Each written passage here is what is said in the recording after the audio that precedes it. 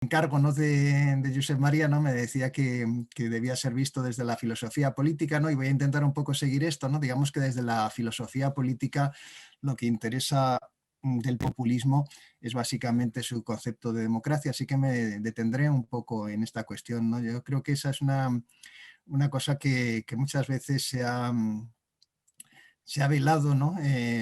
Y eso yo creo que es la cuestión central, ¿no? El populismo tiene una concepción particular de la democracia que es absolutamente incompatible con la democracia liberal, ¿no? Y eso, en fin, hay una relación ahí complicada, ¿no? Voy a intentar así señalarlo, ¿no?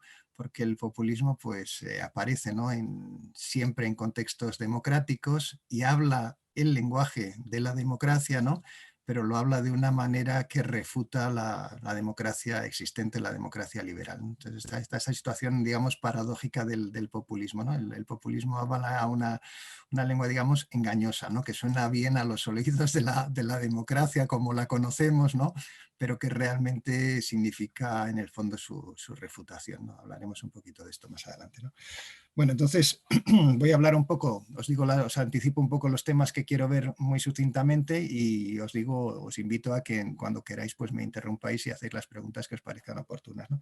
Voy a hablar del populismo como ideología, voy a intentar explicar por qué el populismo para nosotros es una ideología. Digo nosotros, no como plural majestático, sino los que escribimos este libro, la geografía del populismo, que yo hago mía, ¿no? Después creo que una cosa muy importante, más allá de las ideas en acción que moviliza el populismo, es muy importante entender el contexto en el que aparece el populismo para entenderlo propiamente. Entonces hablaré un poco de los contextos en los que aparecen fenómenos populistas. Después me detendré, ¿no?, en la crítica de la, perdón, de la democracia representativa que hace el populismo, que es una parte, yo creo, esencial, ¿no? Como en el encargo también aparecía populismos en plural, hablaré un poco de las variedades del populismo, ¿no? Y después pues haré un balance de lo que es el populismo en razón de sus promesas y de sus resultados. Esto es un poco así lo que quiero contaros. Espero que no sean demasiadas cosas, que sea muy apretado, ¿no? Pero vamos, ya os digo que nos paramos en cualquier momento para discutirlo, ¿no? Bueno, en primer lugar, ¿qué es el populismo? Como sabéis, pues no hay una discusión, ¿no? No hay un acuerdo pacífico sobre lo que sea, ¿no? Para algunos es una estrategia que está dirigida, ¿no?, a alcanzar el poder en las democracias. Para otros es un estilo político, ¿no?, que puede parecer, ¿verdad?, muy llamativo, ¿no?, porque suele ser pues antagónico, ¿no?, y polarizador, ¿no? Y bueno, nosotros sostenemos que es una ideología, ¿no? Creo que desde el punto de vista de la filosofía política tiene sentido analizarlo como una ideología, porque el populismo sí tiene un conjunto de ideas nucleares, ¿no?, y sí forma, ¿no?, un tipo de creencia política que tiene traslación en la acción política, ¿no? Entonces, bueno, digamos que también, ¿no?, el concepto de ideología es un concepto que no es pacífico.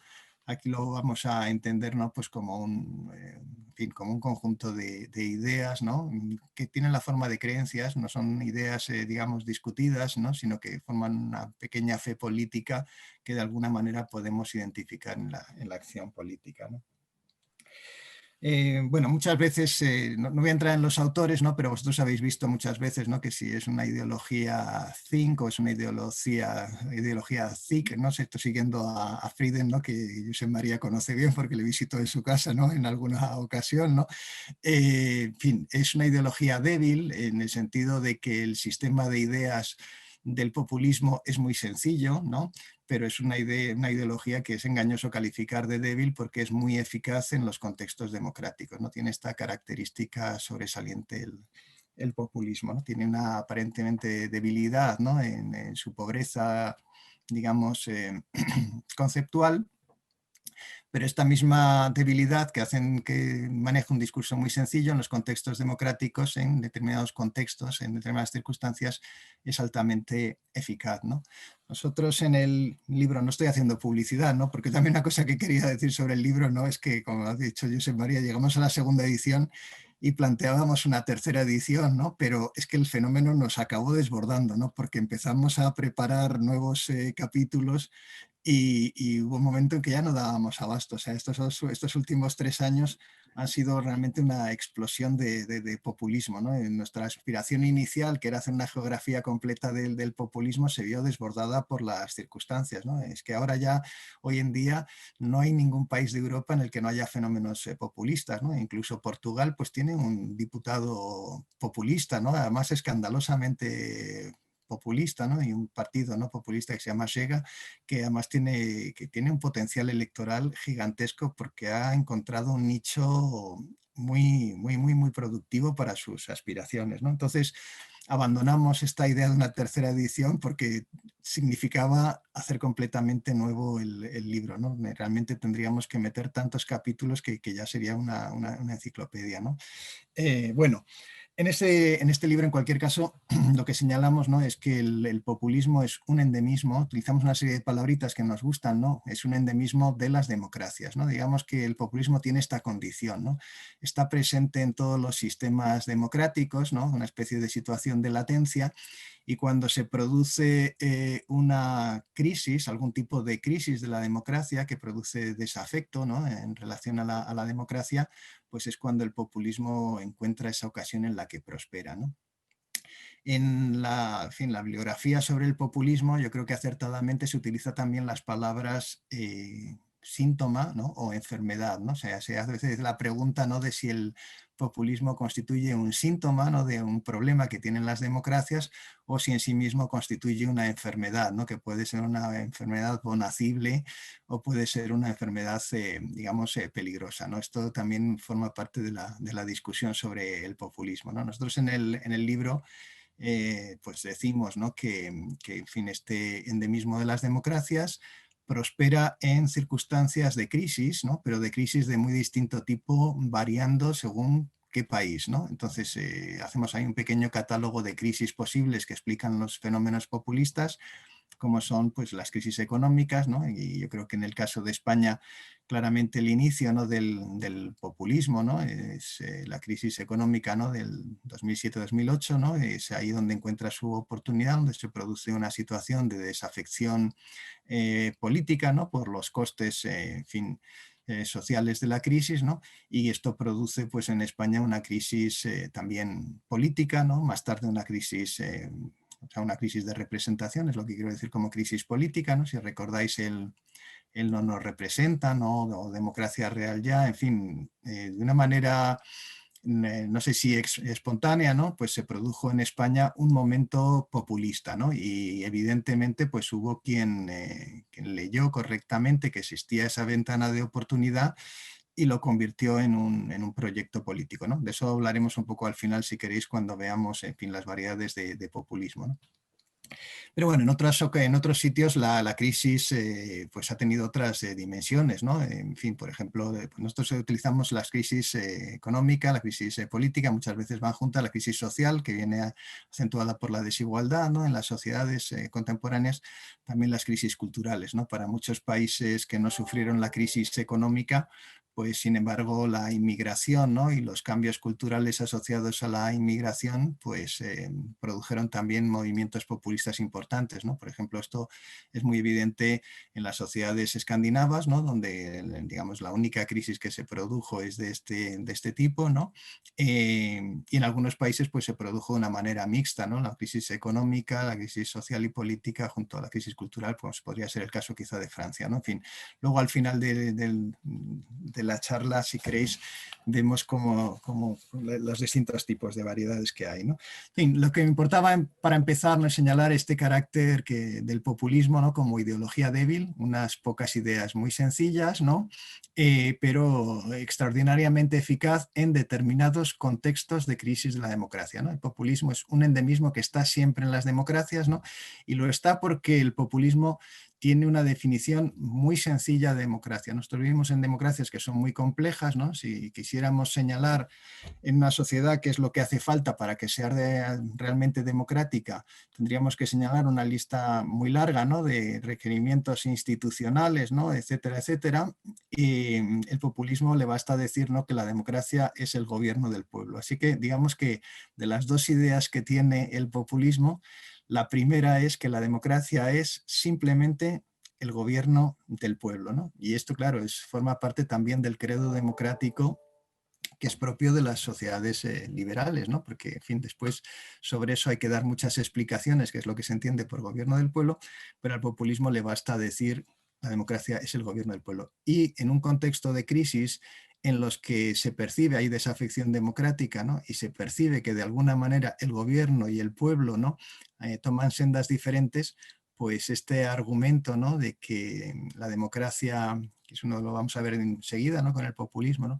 Que la democracia ha sido secuestrada o ha sido cooptada por una élite o por una oligarquía, una casta, en fin, hay varios nombres, ¿no? Para definir a estos quiénes son los enemigos de la democracia de acuerdo con el populismo, pues esta afirmación de la democracia muy sencilla, ¿no? Como gobierno del pueblo, pues es altamente eficaz, ¿no? Nosotros a esto lo llamamos la definición instantánea de la democracia, ¿no? El populismo no te necesita meterse en más zarandajas, ¿no? Y no lo va a hacer, ¿no? Va a decir únicamente que la democracia es el gobierno del pueblo y cuando se produce un estado de opinión en el que se pone en duda, ¿no? Que el gobierno realmente esté sirviendo al interés general, pues entonces se afirma así con toda claridad y tranquilidad, ¿no? Que no hay democracia, ¿no? Pues no nos representan, en fin, democracia real ya, etcétera, etcétera, manifiestan este momento populista, ¿no?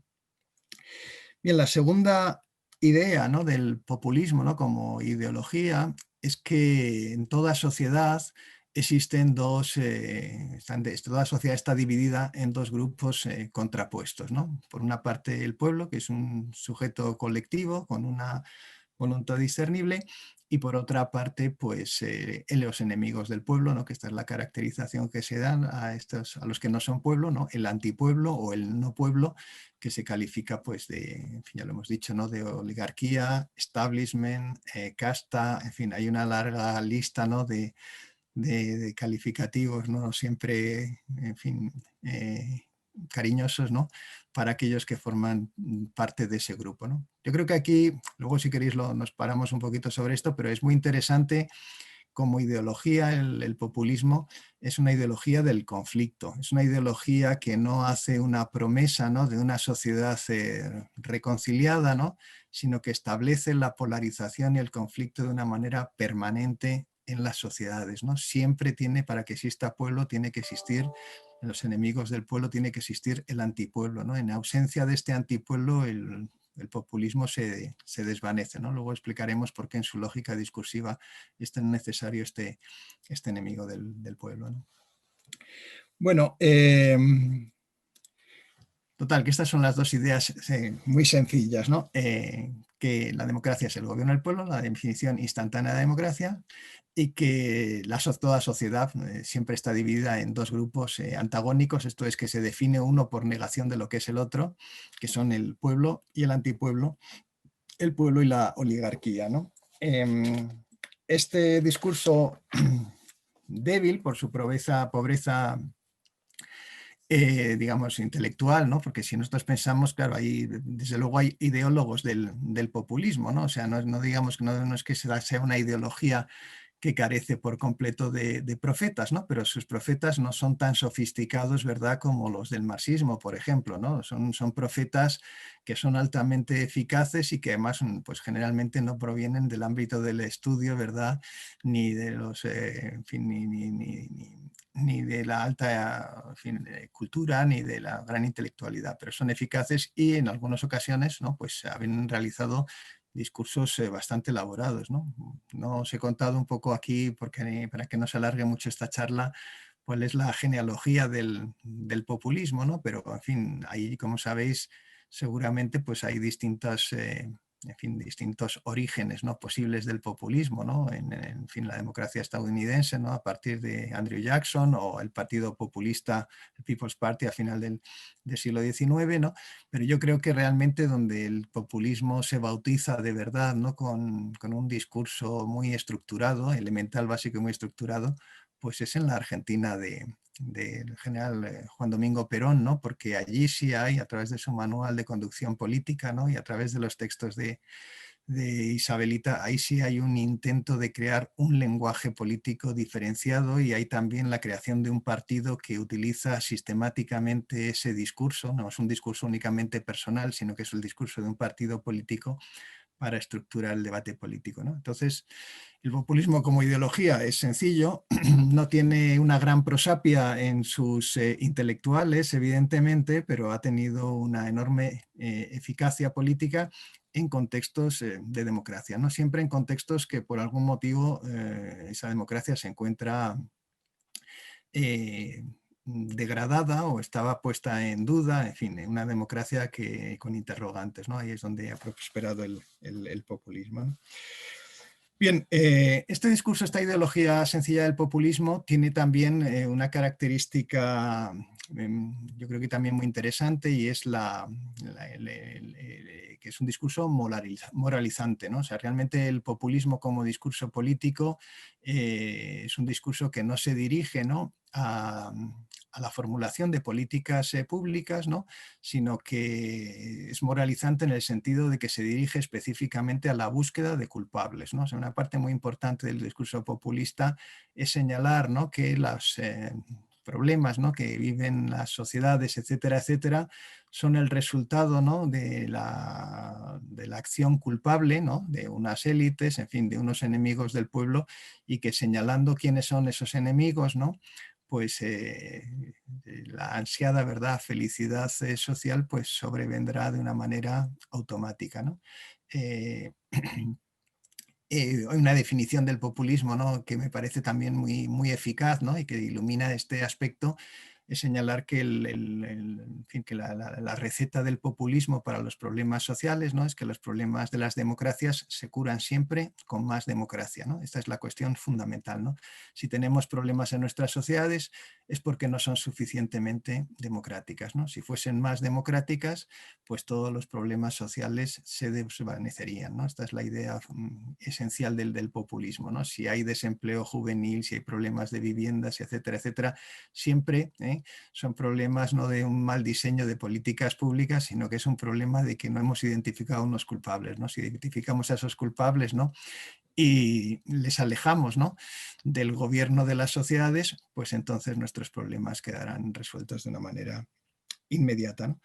En fin, estas ideas muy básicas del populismo tienen consecuencias institucionales, ¿no?, que son las que yo creo que os interesan más a vosotros, ¿no? Y esas consecuencias institucionales, ¿no?, es que la democracia no es entendida como un mecanismo de conciliación, de acuerdo, ¿no?, y de deliberación para resolver problemas puntuales, haciendo que los distintos intereses presentes y en conflicto en la sociedad llegan a una situación de solución temporal a través del acuerdo, sino que el populismo entiende que para que haya verdadera democracia, esa voluntad general, ¿no?, que se asigna al pueblo, ¿no?, esa voluntad única, ¿no?, y discernible, ¿no?, que se puede identificar en la cacofonía, ¿no?, tras la cacofonía, ¿no?, de las luchas políticas, solamente cuando se convierta en decisión política podremos decir que en esas sociedades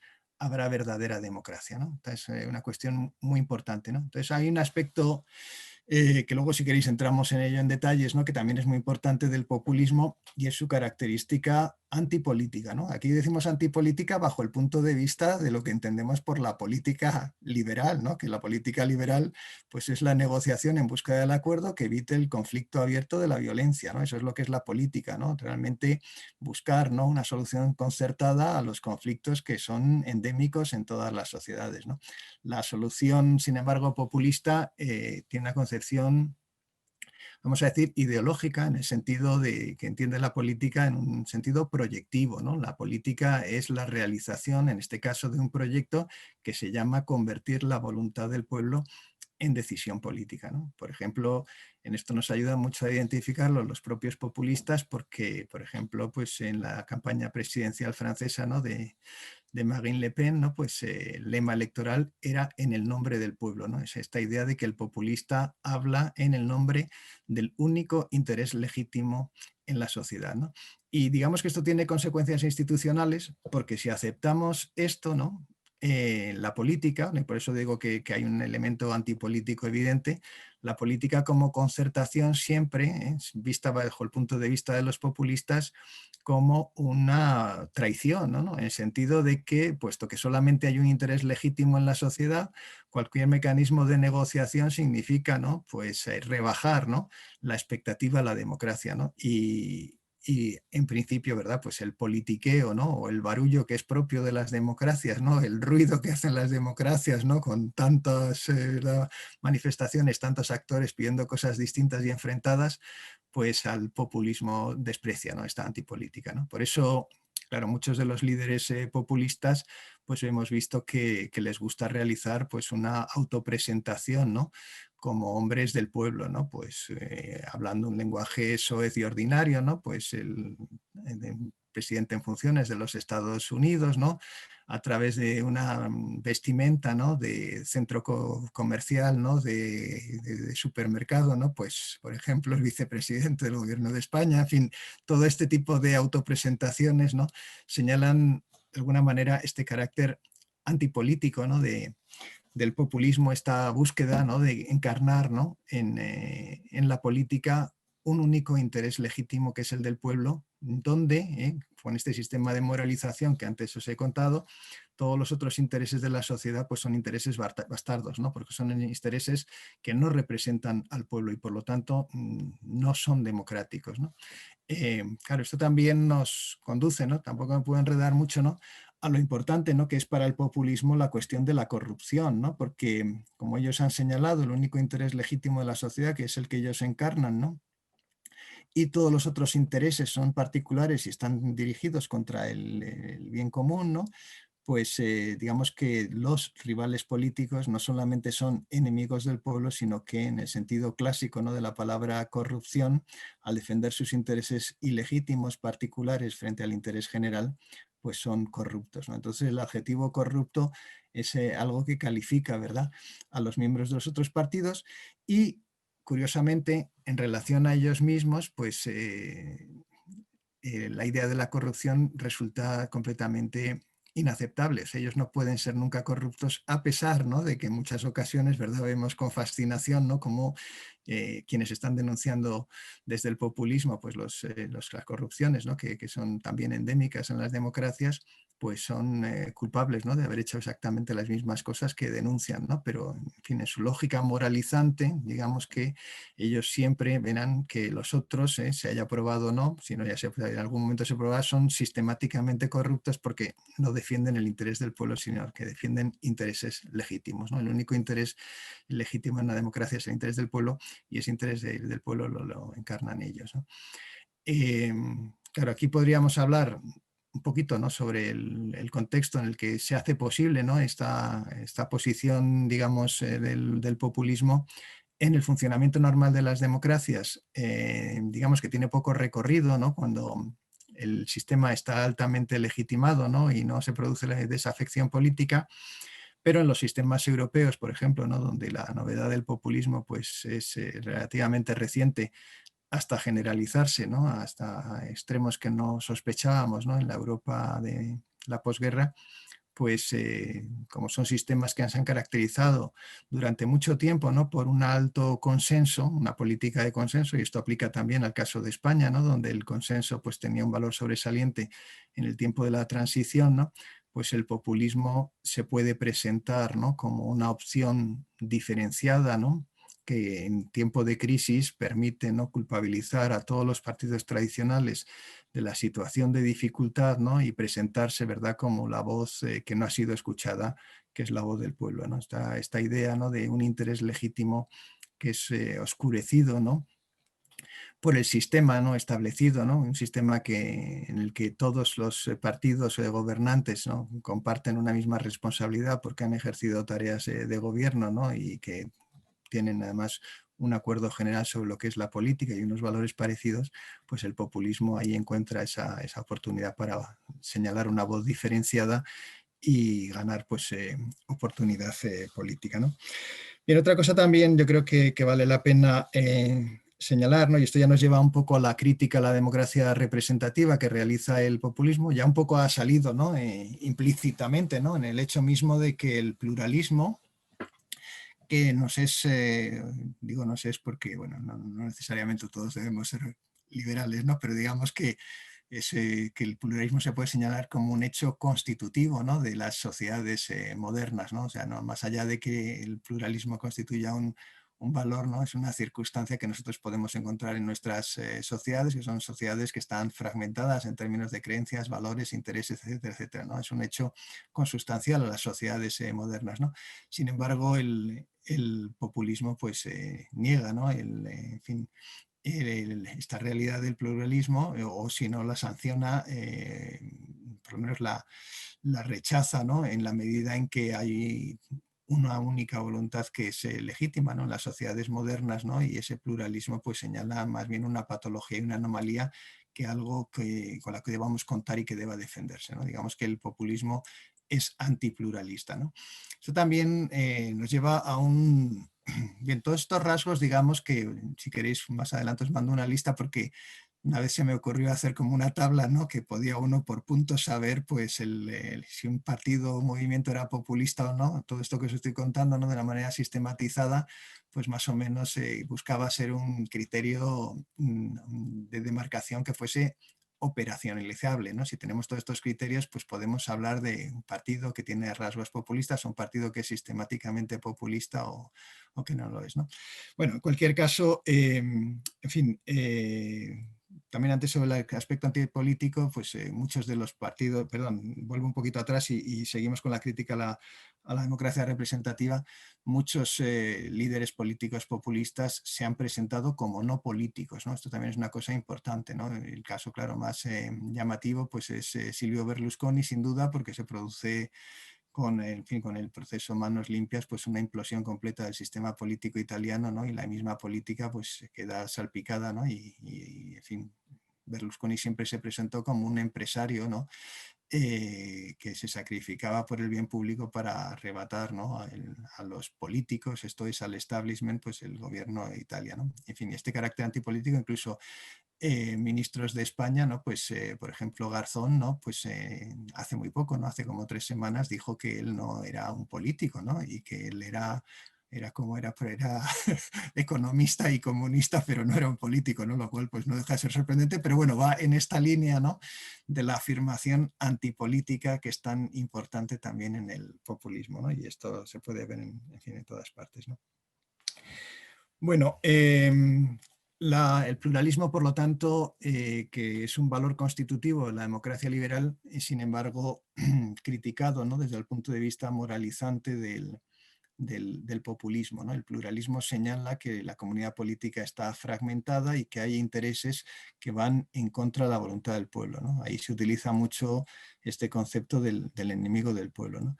Aquí también vemos una cosa que yo creo que es interesante del populismo y es que, en fin, el populismo, ¿no? Y ya al principio lo califiqué de endemismo de las democracias, está, digamos, sus raíces, ¿no? Llegan muy profundamente, ¿no? A lo que es la propia discusión y definición sobre lo que ha de ser la democracia en las sociedades contemporáneas, ¿no? Porque evidentemente esta idea del enemigo del pueblo, pues claro, la tenemos muy asociada, ¿no? Pues al momento jacobino, ¿no? De la Revolución Francesa, ¿no? Donde a Robespierre se le hacía absolutamente esencial, ¿no? Salvar, ¿no? La voluntad del pueblo a través de la persecución de los enemigos del pueblo, ¿no? O sea que digamos que esta democracia antiliberal, ¿no? Que defiende el populismo, pues es que está, ¿no? En el curso, ¿no? De la propia historia, ¿no? De la democracia contemporánea, ¿no? Digamos que yo también en algún otro artículo he señalado que hay un carácter, digamos, pendular, ¿no? De la democracia en Occidente, ¿no? Y digamos que hay como periodos de aprendizaje político, ¿no? Donde estas instituciones que vosotros valientemente vais a defender, ¿no? Pues se afirman, ¿no? Porque son mecanismos, ¿no? Que sirven para restaurar, ¿no? La libertad, ¿no? Tras experiencias traumáticas, ¿no? Y también hay periodos de olvido, ¿no? Donde esas instituciones, ¿no? limitadoras del poder político, ¿no? Pues se perciben, ¿no? Como instrumentos al servicio de élites y se produce una afirmación, ¿no? De este carácter colectivo de la democracia, ¿no? Yo creo que ahora estamos en esa, o colectivista de la democracia, o si queréis mejor, plebiscitario de la democracia, ¿no? Porque esto lo vamos a ver ahora enseguida. En fin, hay una conexión muy, muy clara, ¿no? Entre el concepto populista democracia y, en fin, y el plebiscito, que por supuesto también nos lleva a la historia de Francia, ¿no? A un sistema de legitimación política donde no se valoran proyectos políticos, ¿no? Sino la confianza en el líder como encarnación de una voluntad popular, ¿no? Y esto es, digamos que también forma parte del paisaje normal del populismo en aquellos sitios en los que ha traspasado el umbral, ¿no? De ser una fuerza de oposición y se ha convertido en una fuerza de gobierno, ¿no? Este carácter plebiscitario de la democracia, ¿no? Bueno, digamos que la esencia, ¿no? Por volver a la filosofía política de la que Josep María me quiso hacer aquí portavoz, ¿no? La esencia, digamos, del mensaje democrático del populismo, ¿no? Es que en las democracias existentes el pueblo no gobierna, ¿no? Este es el hecho que desencadena, ¿no? Digamos, el discurso populista, ¿no? En condiciones normales ese discurso no tiene audiencia, en condiciones de algún tipo de las crisis que he mencionado, ese discurso tiene audiencia. Ese discurso puede tener audiencia porque realmente haya quien piense, ¿no? Que hay posibilidades de una democracia superior a la existente, ¿no? Y que se puede democratizar un sistema, ¿no? Que para algunos es percibido como no democrático, ¿no? Yo creo que esto es muy claro en nuestro país, ¿no? Aquí tenemos gente que nos dice que vivimos en una sociedad pues posfascista, ¿no? En un estado autoritario, etcétera, etcétera. O sea que digamos que esta audiencia, ¿no? De que no vivimos en una democracia y que la democracia es algo completamente otro, diferente, pues lo podemos ver incluso en el caso de España, ¿no? Bien, o sea que la idea fundamental que desencadena el discurso del populismo es que la democracia está degradada, ha sido secuestrada y que hace falta un proceso de democratización que nos lleve a una democracia verdadera que sea el gobierno del pueblo. Ese programa de acción significa alejar al establishment en fin, a la casta, oligarquía, etcétera, etcétera, del gobierno, ¿no? Y hacer, ¿no? Que se haga posible, ¿no? Una verdadera democracia del pueblo en la que este pueblo gobierne sin mediaciones, esto es, sin esos instrumentos institucionales, ¿no? Que se consideran, pues, desvirtúan la voluntad general. En fin, justamente los instrumentos institucionales que vosotros vais a estudiar, ¿no? No sé si defender en vuestro programa, ¿no?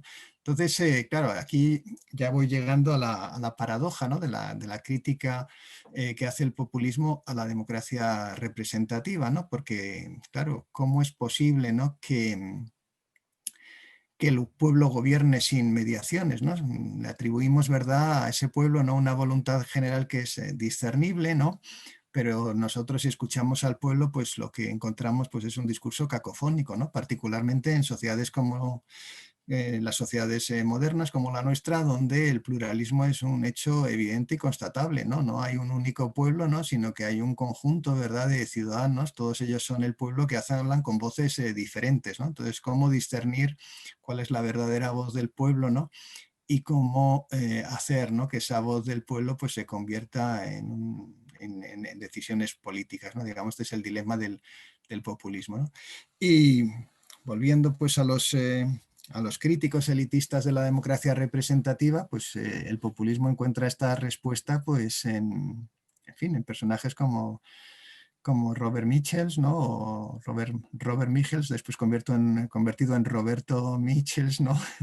Con la idea, ¿no?, de una democracia sin mediaciones, una democracia en que la comunión del líder, ¿no?, con la voluntad del pueblo, pues haga, ¿no?, que haya una verdadera democracia, ¿no? Sí, una democracia donde no se distorsione la voluntad popular a través de instituciones que la fragmentan, la dividen y al final acaban por doblegarla, ¿no?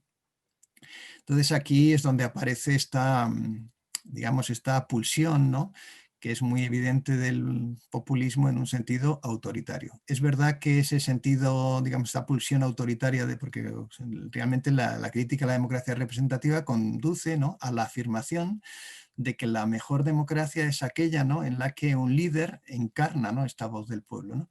también esto tiene pues profundas raíces, ¿no? Incluso en nuestra propia cultura política, ¿no? Porque esta idea del Vox Populi, Vox Dei, ¿no? Que nosotros lo hemos colocado aquí como dedicatoria de nuestro libro, ¿no? Pero que señala, ¿no? Cómo culturalmente, ¿no? En el mundo, en nuestro mundo, ¿no? Hay esta idea, ¿no? Muy asentada, ¿no? Que nosotros podemos ver a través de este refrán, ¿no? La voz del pueblo es la voz de Dios, ¿no? Esta idea de que cuando una demanda, ¿no? Está tan generalizada, ¿no? En personas, ¿no? Distintas, ¿no? Que no se conocen entre sí, etcétera, etcétera, contra la democracia o contra los gobernantes, pues hay una legitimidad sobresaliente, ¿no? En esta afirmación, porque señala un disgusto, ¿no? Que no ha podido ser elaborado, ¿no? Por aquellos que lo plantean, ¿no? Porque son una multitud, ¿no? Y que por lo tanto, pues detrás de eso hay una sabiduría especial, ¿no? En este caso, providencial, ¿no? Nosotros tenemos aquí en España un partido que se llama Vox. Yo no sé si ellos han elegido este nombre para su partido pensando en Vox Populi, Vox Dei, ¿no? Pero a mí me cuadra. Yo veo que si de verdad quieren ser un partido populista, ¿no? Y parece que sí, por las amistades políticas que buscan, pues han elegido bien con el nombre, ¿no? Porque esta idea, ¿no? De que el enfado del pueblo, ¿no? Realmente tiene un carácter, expresa una verdad evidente, ¿no? Forma parte del populismo, ¿no? Para convertir esto en política, ¿no? Pues entonces hace falta un intérprete, ¿no? Que ese descontento lo convierta en una voz, ¿no? Y claro, aquí, por ejemplo, si nos vamos a los casos más extremos de populismo, ¿no? Por ejemplo, las presidencias, ¿no? Del general Perón en Argentina, ¿no? Pues, en fin, cuando fue liberado, ¿no? En la Plaza de Mayo, etcétera, etcétera, ¿no? Después de haber sido apresado y pues se produjo, ¿no? Así lo tematizan los peronistas, ¿no? Se produjo ese momento de comunión entre el pueblo y el líder, ¿no? Y de esta manera, pues, un pueblo que hasta entonces no lo era, ¿no? Que era una masa amorfa, ¿no? En esta, digamos, en esta liturgia peronista, se convierte en un verdadero pueblo, ¿no? Y el líder se convierte en su conductor. En fin, hay toda esta narración, ¿no? De que de pronto pues aparece un hombre providencial que crea, ¿no? Esta síntesis, ¿no? Entre una masa amorfa, ¿no? A la que da voz, ¿no? Y entonces se convierte en un pueblo y de esta manera se alcanza, esta es una palabra que les gusta mucho, ¿no? Al peronismo original, ¿no? La verdadera democracia, ¿no? Frente a la falsa democracia, ¿no? La falsa democracia es la de la oligarquía que se esconde detrás de las instituciones. La verdadera democracia es la de un caudillo, ¿no? Vamos, ellos utilizan la palabra conductor, ¿no? Que les parece más importante que caudillo, que da verdaderamente curso a la voluntad del pueblo, ¿no? Bien, aquí digamos que los contextos, claro, son muy importantes, ¿no? Digamos que, en fin, yo creo que esta pulsión autoritaria puede percibirse en todos los populismos, ¿no? Lo que pasa que dependiendo de la fortaleza institucional de cada uno de los contextos, pues tiene consecuencias diferentes, ¿no? En países con corta experiencia democrática, ¿no? O con instituciones democráticas muy debilitadas, el populismo gobernante pues puede conducir directamente al autoritarismo, ¿no? Otro día pues, tuvimos ahí un intercambio de mensajes, José María, sobre si el populismo sube o baja o no. Y claro, el caso de Venezuela, por ejemplo, es un caso interesante porque Venezuela ya no califica como país o sea, no como régimen populista, ¿no? Sino ya que es directamente un régimen autoritario. O sea, digamos, toda la institucionalidad democrática ha quedado destruida y por lo tanto ha pasado, ¿no? a estar en un lugar diferente, ¿no? Ya no está en el mundo del populismo, sino que está en el mundo del autoritarismo, ¿no? Y esto pues lo podemos ver, por ejemplo, atendiendo, ¿no? Cómo se ha derrumbado Venezuela en el ranking de The Economist, ¿no? Del campeonato de democracias del mundo, ¿no? Pues ahora Venezuela está muy abajo en la tabla, ¿no? Está en los países autoritarios, ¿no? Ya no hay populismo. Hemos dicho que no, creo que también es una cosa importante que el populismo necesita ese contexto democrático, ¿no? Y, en fin, luego si queréis vamos al detalle de cada uno de los países. El populismo alcanza el gobierno, ¿no? Y mantiene la formalidad democrática, es verdad que de una manera distorsionada, haciendo que el juego democrático ya no sea un juego entre iguales, ¿no? Sino jugando tramposamente con la democracia, ¿no? Pero una característica importante del populismo es que como habla la lengua, una lengua particular de la democracia, necesita legitimarse plebiscitariamente a través de un procedimiento, en fin, viciado, ¿no? Pero finalmente democrático, donde hay una participación, ¿no?, electoral. Total, que hay esta deriva autoritaria en su propia teoría, pero que hemos visto pues, en los Estados Unidos, ¿no?, a pesar de la afición de Trump, ¿no?, por amistades, ¿no?, y en fin, su adoración, ¿verdad?, por los líderes autocráticos del mundo, pues el sistema democrático de los Estados Unidos, sometido a una tensión gigantesca, ¿no?, particularmente en este último proceso electoral, pues no se ha deteriorado, ¿no? En aquellos lugares donde la institucionalidad democrática es muy fuerte, el populismo pues no hace mella en la democracia, y el autoritarismo, ¿no?, manifiesto, ¿no?, del discurso populista pues no da lugar, ¿no?, a la destrucción de la democracia. En otros lugares, sin embargo, donde la democracia es más débil o donde la tradición democrática es sencillamente inexistente, ¿no? Por ejemplo, en el caso de Hungría, ¿no? Un país que no tenía precedentes democráticos hasta las transiciones poscomunistas, pues Orbán, ¿no?, a través de sus mayorías reforzadas, pues ha modificado la Constitución, haciendo, ¿no?, que el juego democrático esté desvirtuado en la medida en que él juega siempre a favor, ¿no?, y además incluso consiguiendo que con apoyos electorales crecientemente más bajos alcance esas mayorías que le permiten pues, modificar la Constitución a su gusto, ¿no? En algunos países de América Latina, por ejemplo, ¿no?, para que no se piense siempre que América Latina es el lugar, ¿no?, donde el populismo destruye necesariamente la democracia, pues los Kirchner no consiguieron acabar, ¿no?, con el sistema democrático argentino, ¿no?, y hubo un recambio de gobierno con el triunfo de Macri. Otra cosa es que las circunstancias después pues, lo permitieran, pero evidentemente Fernández no es tampoco los Kirchner, ¿no? O sea que hay una modificación en todo esto, ¿no? O sea que la cosa importante es que la institucionalidad democrática es muy importante, ¿no?, a la hora de señalar, y esto yo creo que sí que os interesa para vuestro proyecto, cuáles son los frutos del populismo en cada país, ¿no? Si nosotros, por volver, ¿no?, a mí también es un ejemplo que me gusta mucho, volvemos al ranking de The Economist de los países más democráticos del mundo y veremos, ¿no?, que muchos de ellos, los que ocupan las 5 primeras posiciones, pues tienen importantes movimientos y partidos populistas. Muchos de estos partidos es verdad que no han alcanzado el gobierno, ¿no?, gobernando únicamente ellos solos, pero han gobernado en coalición en muchas de estas sociedades y, sin embargo, estas sociedades pues no se ha deteriorado la democracia, ¿no? Lo podemos ver en Finlandia, donde han tenido ministerios importantes, ¿no?, los verdaderos finlandeses, ¿no?, después los finlandeses como el Ministerio de Asuntos Exteriores. Lo vemos en Noruega, ¿no?, donde el Partido del Progreso también gobernó con el Partido Conservador. Lo hemos visto en Austria, ¿no?, en el Partido Libertad y su relación con Sebastian Kurz. Todos estos, bueno, lo hemos visto en Suiza, ¿no?, donde el partido más importante, el sistema político suizo, es un partido populista. En fin, si nosotros miramos los 5 primeros países más democráticos del mundo, todos ellos han tenido o tienen experiencias populistas importantes que han alcanzado, aunque sea en coalición, a sus gobiernos. Dinamarca, por ejemplo, también, ¿no?, donde, en fin, los populistas pues, fueron quienes impulsaron esta idea de que los refugiados tenían que dejar sus anillos, ¿no?, y sus medallas, ¿no?, a la puerta de la frontera, ¿no?, para sufragarse los gastos allí en Dinamarca mientras eran acogidos, etcétera, etcétera. Pero digamos que la democracia, a pesar de todo, no se ha deteriorado, ¿no? Bueno, y esto en fin, nos lleva un poco o sea, que la crítica a la democracia representativa, ¿no?, para el populismo es porque la democracia representativa sencillamente no es democracia, ¿no?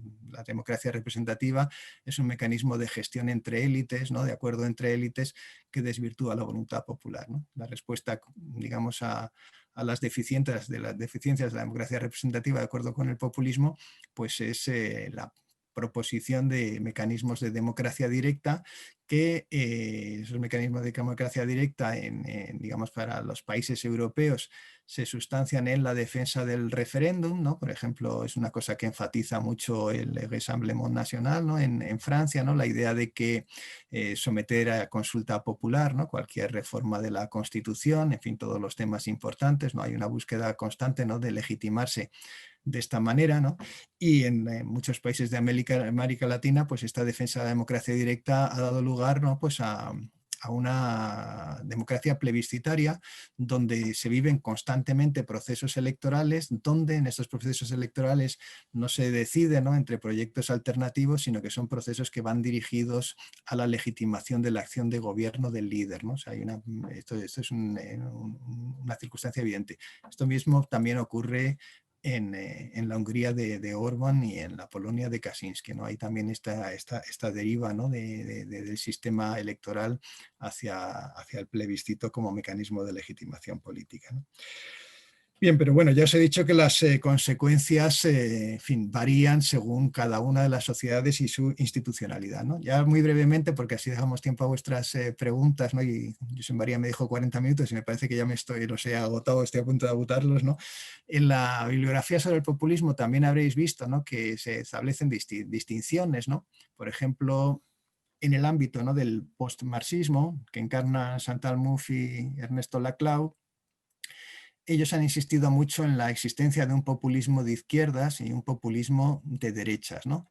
En fin, esto señala una cierta incongruencia en relación a lo que os he dicho, ¿no? Porque claro, sí, el populismo afirma que hay solamente dos intereses, ¿no?, homogéneos presentes en cada sociedad, el interés legítimo, que es el del pueblo, ¿no?, y el interés ilegítimo, ¿no?, que es el de los gobernantes, ¿no?, pues el utilizar izquierda y derecha, ¿no?, que es una manera de manifestar el pluralismo consustancial a las democracias contemporáneas, pues significa apuntar, ¿no?, aunque sea veladamente, a que las diferencias, ¿no?, pues son esenciales en todas las sociedades. Es cierto que ellos, esta izquierda y la derecha, los defensores de que existe este populismo de derecha y el de izquierda, lo trasladan a esta división populista entre pueblo y élite, ¿no? De tal manera que realmente solamente habría un populismo, que es el de izquierdas, es el verdaderamente populismo del pueblo, y los llamados populismos de derechas pues instrumentalizan al pueblo para hacer valer los intereses oligárquicos, etcétera, etcétera, de las élites, ¿no? Pero digamos que a ellos se les ha hecho importante esto.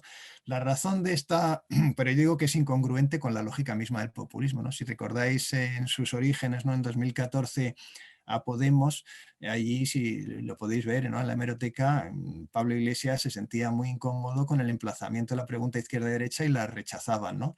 Y, por ejemplo, pues el Frente Nacional francés, ahora Rassemblement National, siempre sistemáticamente en su cartelería ha señalado la idea de que es un partido que está más allá de la izquierda y la derecha, porque es el partido del pueblo, no es el partido de un interés parcial de la sociedad, ¿no? Esto nos recuerda un poquillo en fin, al fascismo también, ¿no? Hay un componente un poco fascistoide, ¿no?, que curiosamente, claro, en la figura de Perón, ¿no?, que había sido agregado en la Italia de Mussolini, ¿no?, y que intenta copiar el Estado corporativo en Argentina, pues en su tiempo fue visto como un fascista. Curiosamente, estas personas, ¿no?, que defienden la existencia de un populismo de izquierdas, hacen una apología de la figura de Perón, ¿no? O sea, Perón les parece a Ernesto Laclau, como dicen en Argentina, o Laclau, como decimos nosotros, y a Chantal Mouffe, les parece los dos primeros gobiernos de Perón, ¿no?, el populismo perfecto, ¿no?, el populismo de la vuelta de Perón en el 73, en el sentido de que consiguió, y esto lo consideran un éxito, dividir radicalmente a la sociedad argentina, ¿no?, en dos campos enfrentados e irreconciliables, ¿no? Y, en fin, si conocéis un poco Argentina, digamos que esta herencia, ¿no?, de Perón, de una sociedad radicalmente dividida, todavía se mantiene, ¿no?, y se moviliza políticamente, ¿no? O sea, que esa es, digamos, el populismo busca realizar esto, ¿no?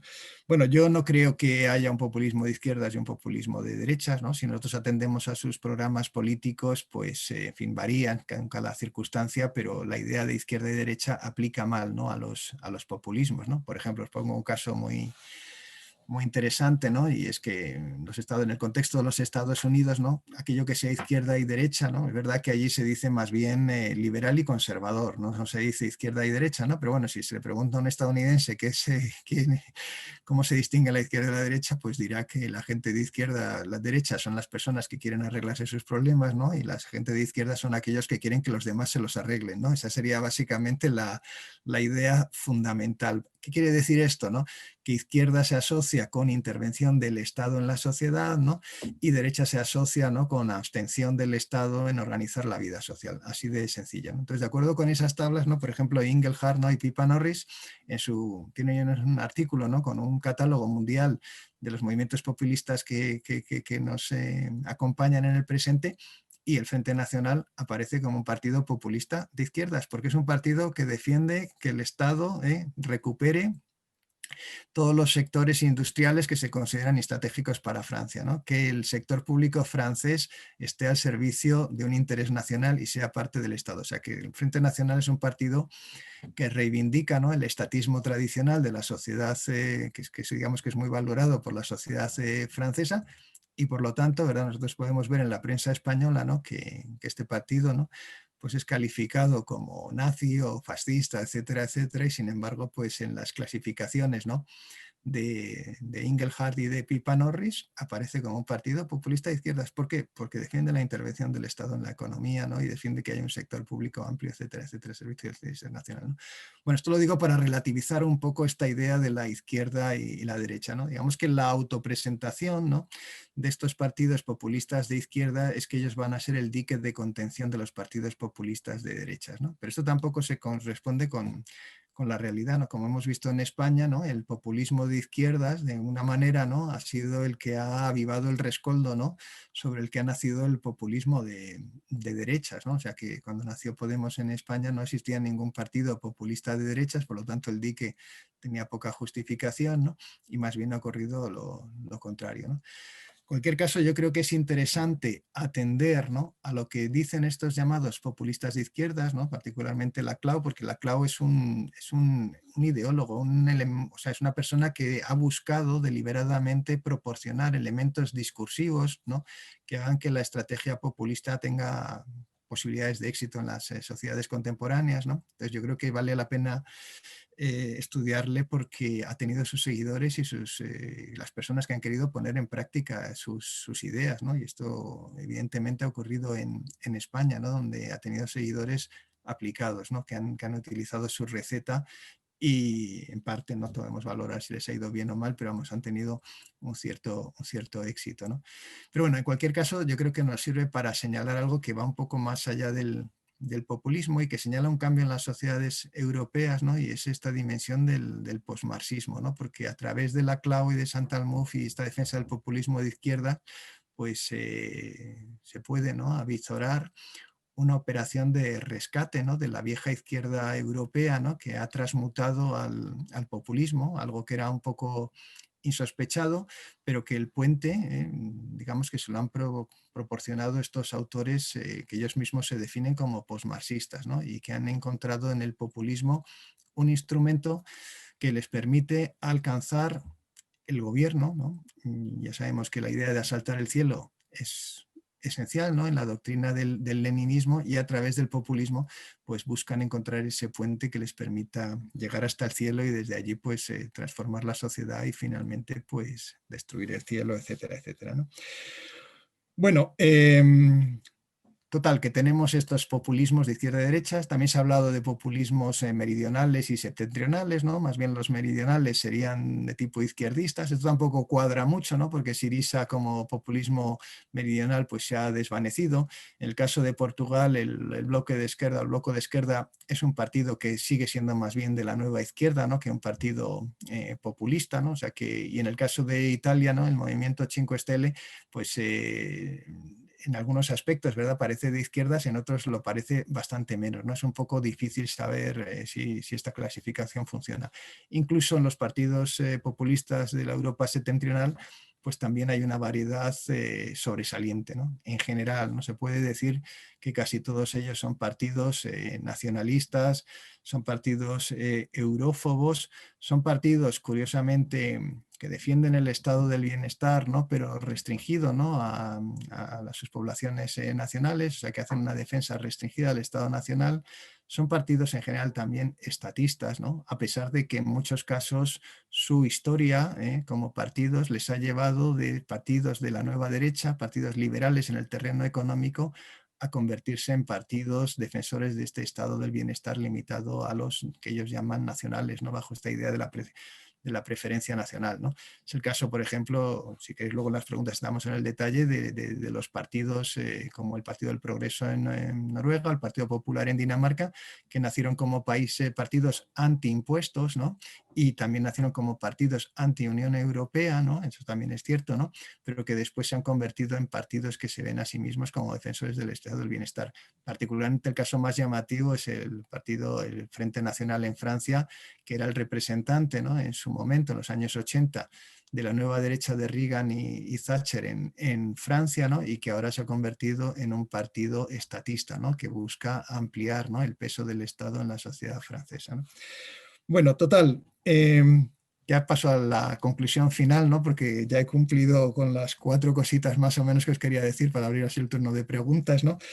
Los resultados, ¿no? De la promesa del populismo, ¿no? Si y yo creo que esto responde a la pregunta de si el populismo es un síntoma o es una amenaza o es una enfermedad, si es una amenaza o es un desafío, que son también preguntas que se hacen bastante en la bibliografía, ¿no? En fin, nosotros en el libro, ¿no? Por volver un poco al libro, señalamos que hay una parte, digamos, buena del populismo, hay una verdad del populismo, ¿no? Y es que expresa un descontento social, ¿no? Y es un descontento social que por algún motivo no es canalizado a través de los partidos políticos tradicionales, ¿no? Porque se ocupa de cuestiones que son desagradables, ¿no? Y que los partidos políticos tradicionales intentan evitar, ¿no?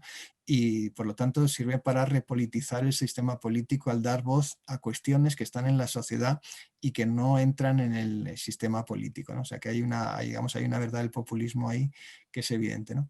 Otra cosa es que traspasado cierto umbral, ¿no? Y en condiciones específicas, ¿verdad? Esta llamada de atención se convierta, más allá de un desafío, en una amenaza a la democracia debido a la pulsión autoritaria del populismo, ¿no? Yo tengo un artículo con Susanne Gratius, ¿no? Que salió en el Cibod, además, en Affairs, y ahí enfatizamos mucho, ¿no? La cuestión de la democracia, ¿no? Y hacemos una especie de evaluación, ¿no? De los populismos de acuerdo con sus promesas, ¿no?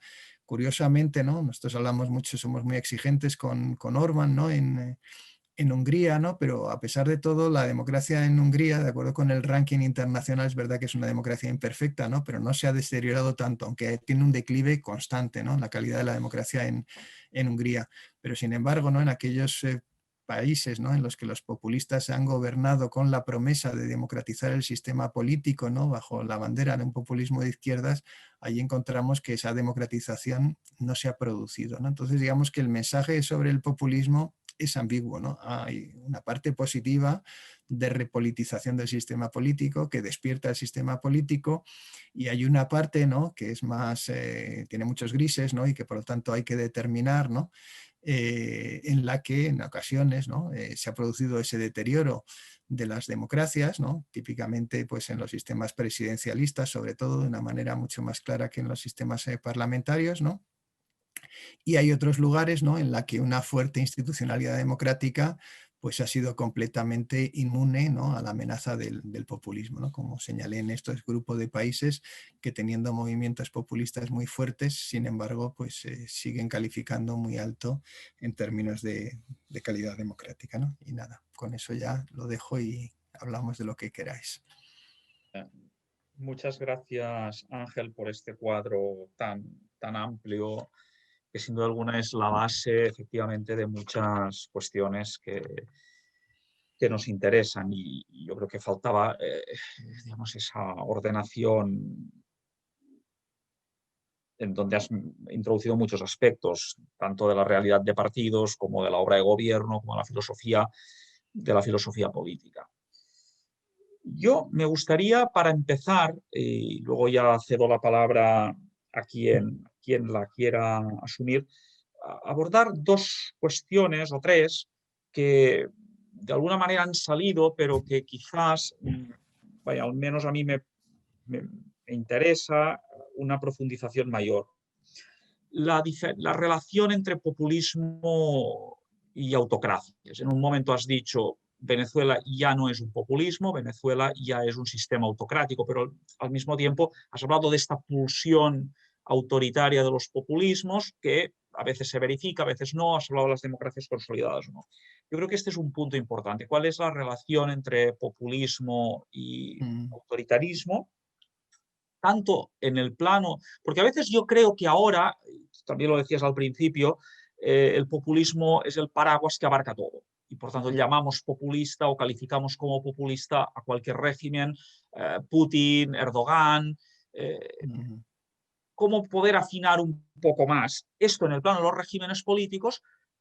Pero también si hacemos análisis, digamos, de doctrinas políticas o constitucionales, Carl Schmitt yo creo que no era un populista y sin embargo hay elementos que pueden utilizarse de su pensamiento político por parte de estos populismos, ¿no? Es una apropiación. Esto sería una primera línea de discurso. Segundo, un tema que solo has apuntado en esa clasificación de populismos. Isaiah Berlin, en aquel artículo del 67, donde trata de averiguar las características del populismo, dice sí que hay una gran relación entre populismo y nacionalismo. Por tanto, este sería un segundo tema importante. Y luego el tercero es la afectación de los populismos sobre dos campos. Nosotros nos centramos más, y tú lo has ido tocando, sobre la dimensión, digamos, institucional, sobre la democracia y las instituciones democráticas o del Estado de Derecho, pero también hay una relación del populismo con los valores. Tú has hablado algo, por ejemplo, la idea de reconciliación, por tanto, la idea que está en la base de las democracias, pero valores más allá. Por ejemplo, los populismos de Hungría, de Polonia, hay una reivindicación de la Europa cristiana, de unos determinados valores. En cambio, en el populismo digamos, de izquierdas, pues se enfatiza más otro tipo. ¿Cómo afecta el discurso de los valores, que ahí que quizás se vean unas diferencias que no se ven en el plano institucional? Bueno, son unas cuantas preguntas, ¿no? Claro, he dicho antes que es verdad que tendemos a abusar del concepto de populismo y es verdad que muchos líderes autocráticos, ¿no? Pues como Putin, Erdogan, el mismo Maduro, ¿no?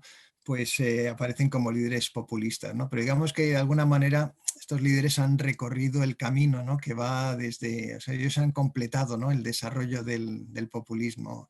En algún sentido, por ejemplo, también, claro, no podemos abordar todos los temas, ¿no? Pero también se clasifican los populismos de acuerdo con oleadas, ¿no? Y digamos que la tercera oleada populista en América Latina empieza pues con el final del siglo XX y la llegada de Hugo Chávez al gobierno en Venezuela, ¿no? De alguna manera Venezuela es pionera, ¿no? En la tercera ola del populismo y completa todo el programa populismo, ¿no? Que es el camino que va desde una democracia averiada, ¿no?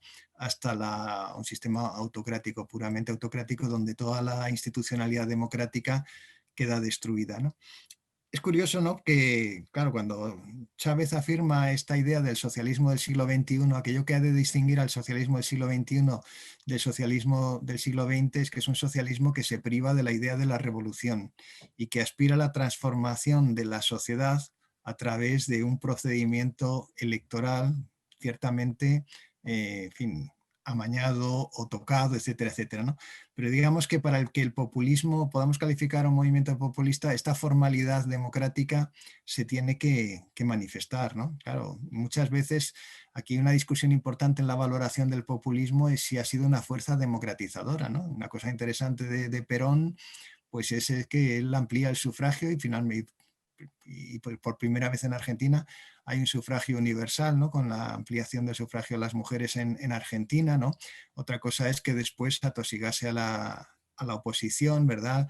Atosigase a los medios de comunicación que no eran favorables, atosigase a las instituciones de la sociedad civil como la Iglesia cuando le criticaban, etcétera, etcétera, ¿no? Pero digamos que el populismo opera en el terreno de la democracia y se legitima a través del procedimiento electoral, ¿no? Cuando deja de hacerlo, entonces ya estamos en el terreno del autoritarismo, ¿no? Bueno, no sé si esto también nos daría lugar a muchísimo, ¿no? Habría que afinar mucho, ¿no? A ver si os mando esta tablita, ¿no? Que utilizo yo para puntuar, ¿no? Y nos sirve como tabla de marcación, ¿no? Pero vamos, yo creo que en el caso de estos de líderes autocráticos como Putin y Erdogan, ¿no? Pues ya se ha rebasado ese terreno, ¿no? Después la cuestión de Carl Schmitt, ¿no? Evidentemente Carl Schmitt no era un populista, ¿no? Y no deja de ser interesante la apropiación que ha hecho el populismo de izquierdas, ¿no? De Carl Schmitt, ¿no?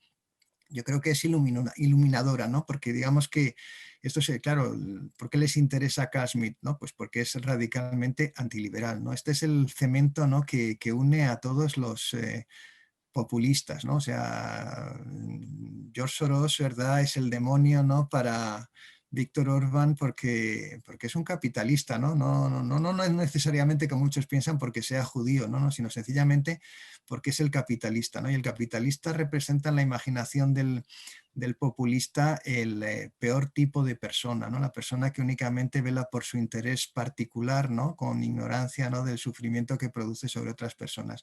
Esto ocurre en el populismo llamado, ya digo que yo no sostengo esta distinción, ¿no?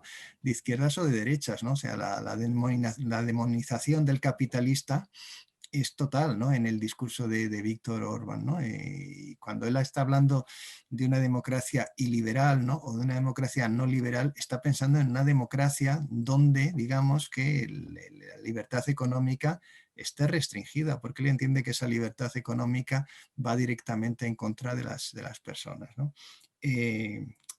Bueno, Carl Schmitt les proporciona, ¿no? Curiosamente, a estos populistas de izquierdas una crítica al liberalismo. Esto es lo que yo creo que les interesa de Carl Schmitt, ¿no? Una crítica matizada, ¿no? Porque digamos que es un poco heterodoxa la manera en la que, particularmente Chantal Mouffe, ¿no? Que es la que más utiliza a Carl Schmitt, no más que Ernesto Laclau, lee a Carl Schmitt, ¿no? Porque ella sostiene que, en fin, que hay un proyecto de radicalización de la democracia que sigue siendo democracia liberal. En fin, habría que ponerle muchas cautelas a todo esto, pero es verdad que sus discípulos menos atentos han encontrado en Carl Schmitt, ¿no? Una crítica muy poderosa del liberalismo, ¿no? Y esto les ha gustado, y particularmente de la política que contraponen con lo político, ¿no? El populista, realmente la política llama a lo que Carl Schmitt llama lo político. Esto es la idea de un enfrentamiento permanente, ¿no? Entre el amigo y el enemigo, ¿no? El que defiende al pueblo y el enemigo del pueblo, ¿no? Esto se les ha hecho muy útil porque Carl Schmitt es, bueno, yo creo que hay una virtud evidente en Carl Schmitt, ¿no? Y es que tiene una elocuencia sobresaliente porque tiene un sistema muy ordenado, ¿no? Es como una maquinaria, ¿no? Que es capaz de integrar todo, particularmente la crítica al liberalismo, ¿no? En un sistema muy, muy eficaz, ¿no? Y esa es la razón de que lo hayan buscado, ¿no? Eso también señala el carácter, digamos, oportunista, ¿no? del populismo, ¿no? El populismo picotea, ¿no? De aquello que le viene bien, ¿no? Hablaré un poquito de esto en relación al último que has dicho, los valores, ¿no? El populismo es un tipo de doctrina que siempre rema, ¿no? A favor del viento, no va a oponerse, ¿no? a aquello que esté socialmente representado, ¿no? El populismo busca siempre expresar el espíritu mayoritario de la sociedad. Si este tiene una forma de enfado, mejor, ¿no? Pero no se va a oponer a lo que sean creencias que de alguna manera señalen, ¿no? Un conflicto, ¿no? En el que no parezca evidente que ellos representan al pueblo, ¿no? Bueno, Isaiah Berlin, o sea, que Carl Schmitt les interesa, ¿no? Y es paradójico, ¿eh? Y en debates en la universidad, ¿no? Con gente de Podemos, etcétera, etcétera, pues ellos citaban a Carl Schmitt, ¿no? Y a mí es que me resultaba muy, muy sorprendente, ¿no? Realmente sorprendente, sobre todo porque Carl Schmitt pues tiene una historia, ¿no? Aquí en España y está asociada, ¿verdad? A una historia política importante, ¿no? Pero digamos que, bueno, es como son como personas que han venido al mundo ahora mismo y toman aquello que les parece bien y viven que aquello es muy antiliberal. Yo creo que esta es una de las paradojas del populismo, lo digo también con la figura de Perón, ¿no? O sea, que Perón sea ahora un líder de la izquierda, ¿no? Pues no deja de ser sorprendente, ¿no? En esto, si queréis, os coloco una anécdota personal. Yo creo que debo ser el único que ha hablado aquí con Juan Domingo Perón de todos los que están aquí. Yo tenía 2 años, ¿no? Y Juan Domingo Perón con su tercera esposa, Isabelita, se estaba tomando en una cafetería en la calle Serrano de Madrid unas patatas fritas y una cerveza. Yo me fui allí a comerme sus patatas, ¿no? Y me cogió en brazos el general Juan Domingo Perón, pero no deja de ser interesante, ¿no? que pueda ser un líder de izquierda es una persona que estuvo refugiado muchos años en la España de Franco. No deja de ser llamativo, ¿no? Que se ha reivindicado, ¿verdad?, como un icono de la izquierda. Me parece sorprendente, vamos, no lo sé. Yo que he hablado con él, aunque no recuerdo de qué, lo puedo, lo puedo decir.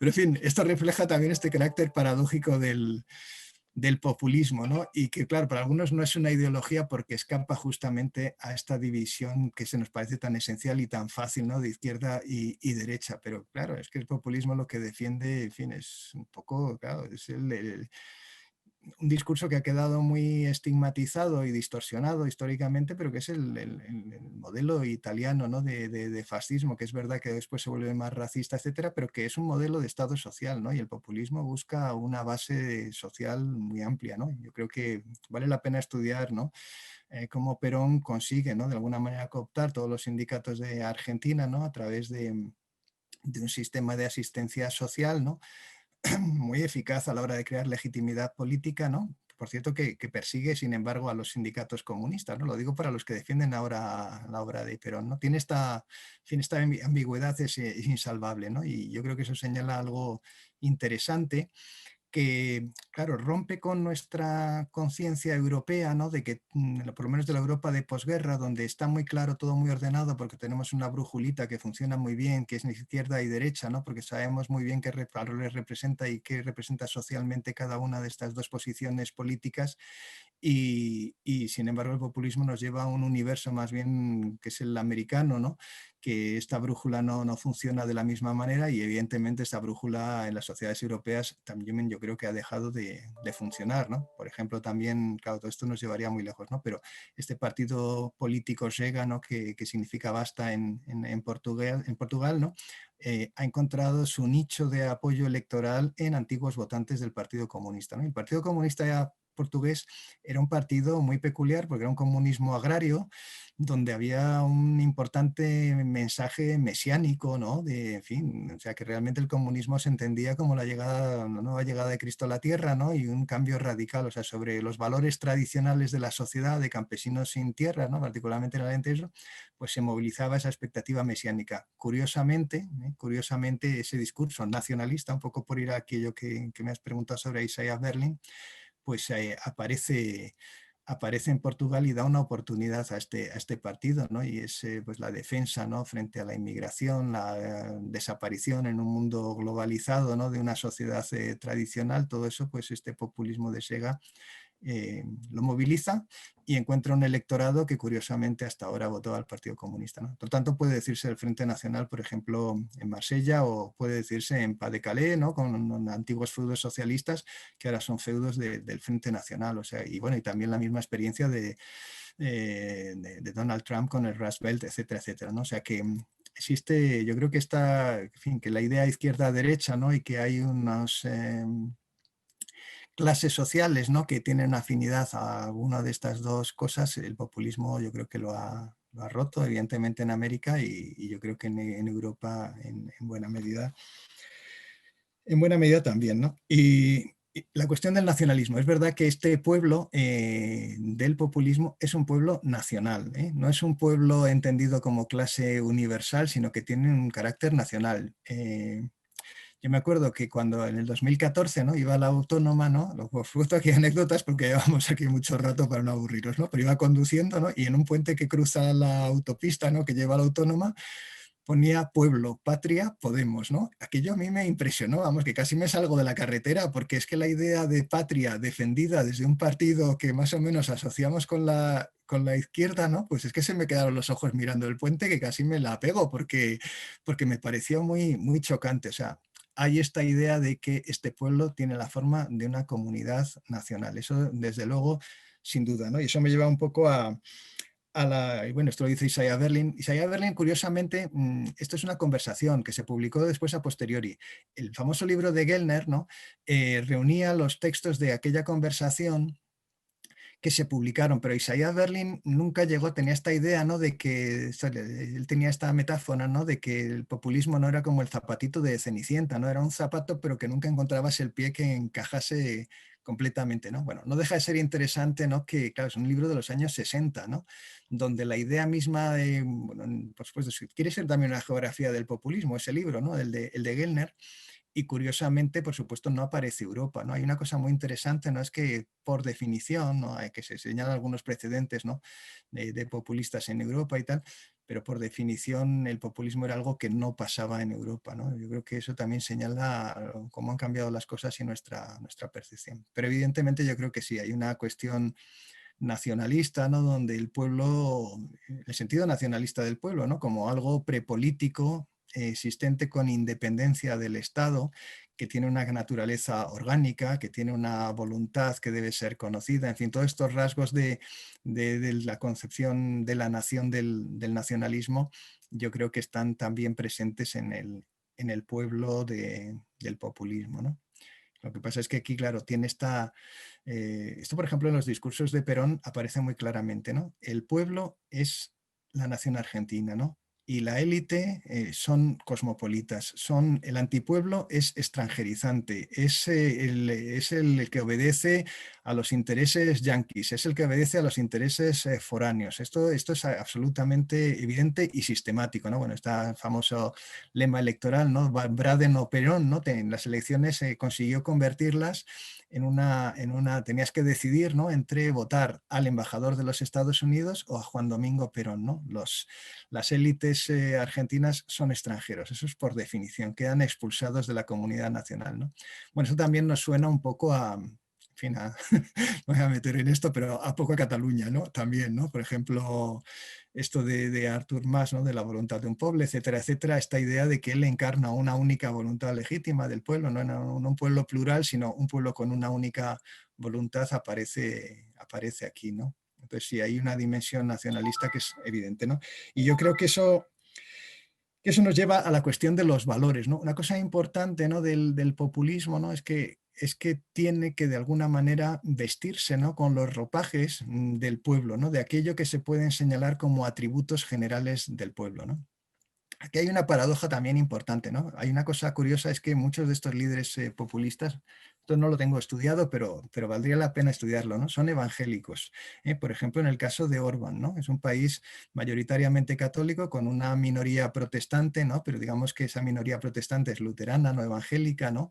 Y él sí es evangélico y tiene un hijo que además es un pastor evangélico, ¿no? Por ejemplo, López Obrador en México está también en la misma situación, ¿no? Y si vamos a los líderes de América Latina nos encontraríamos con muchos en la misma circunstancia, ¿no? Entonces, bueno, estos líderes populistas movilizan estos valores, ¿no? Que están presentes en la sociedad. Por ejemplo, en aquellos lugares en los que existe un cristianismo popular, ¿no? Por supuesto, los líderes populistas lo van a movilizar. Otra cosa es que después lleguen a enfrentamientos con la Iglesia institución, ¿no? Como institución de la sociedad civil. Eso también ocurre, ¿no? Pero digamos que la liturgia, ¿no? Religiosa, ¿no? En aquellos países religiosos que tienen en sus poblaciones, ¿no? Una alta manifestación de religiosidad popular, pues lo manejan, ¿no? Yo también aquí os cuento otra anécdota, ¿no? Una vez en Cuba, ¿no? Conduciendo por la carretera central, ¿no? Me encontré, había muerto Hugo Chávez, ¿no? Y había unos carteles en Cuba, ¿no? Donde ponía en la carretera grandes cartelones, porque allí no hay publicidad, solamente hay propaganda política, ¿no? Chávez no ha muerto, se ha ido un ratico a misa, ¿eh? Se ha ido un ratico a misa, Chávez. En Cuba, ¿eh? Lo digo para que veáis que, o sea, una cosa importante, digamos, del populismo es su capacidad para el sincretismo y tiene que de alguna manera encarnar, ¿no? esos valores sociales, ¿no? Por eso en el caso de Podemos, ¿no? Yo creo que el momento populista forma más parte del pasado, ¿no? Que del presente. O sea, Podemos ya no aspira, ¿no? A ser un partido populista como aspiró en su momento, ¿no? Pero bueno, también tiene mucho cuidado con no herir a los sentimientos populares, los valores populares, etcétera, etcétera, todo aquello que tiene que ver con la religiosidad. En el caso de Orbán, evidentemente, ¿no? él, claro, ha hecho un discurso nacional húngaro, ¿no? Con toda la complejidad que tiene esto, ¿no? Y ha buscado capitalizar, ¿no? En sí mismo esta identidad del pueblo húngaro en todos sus valores. O sea, esto es importantísimo, pero es que en todos los casos ocurre exactamente lo mismo. Tenemos el caso de los verdaderos finlandeses, ahora se llaman ya directamente los finlandeses, no vamos a dejarnos de bobadas, ¿no? Los finlandeses. Marine Le Pen en su cartelería electoral siempre, Will of Pans, etcétera, etcétera, ella se presenta como personificación de Francia, en ocasiones incluso, ¿verdad?, como Juana de Arco, ¿no? Directamente, ¿no? Esto forma parte, ¿no?, de la liturgia del populismo, ¿no? La idea de que encarnan el pueblo y también al encarnar el pueblo lo hacen con sus rasgos, ¿no?, particulares, ¿no?, con sus caracteres nacionales. Gracias. ¿Quién quiere intervenir? Charo.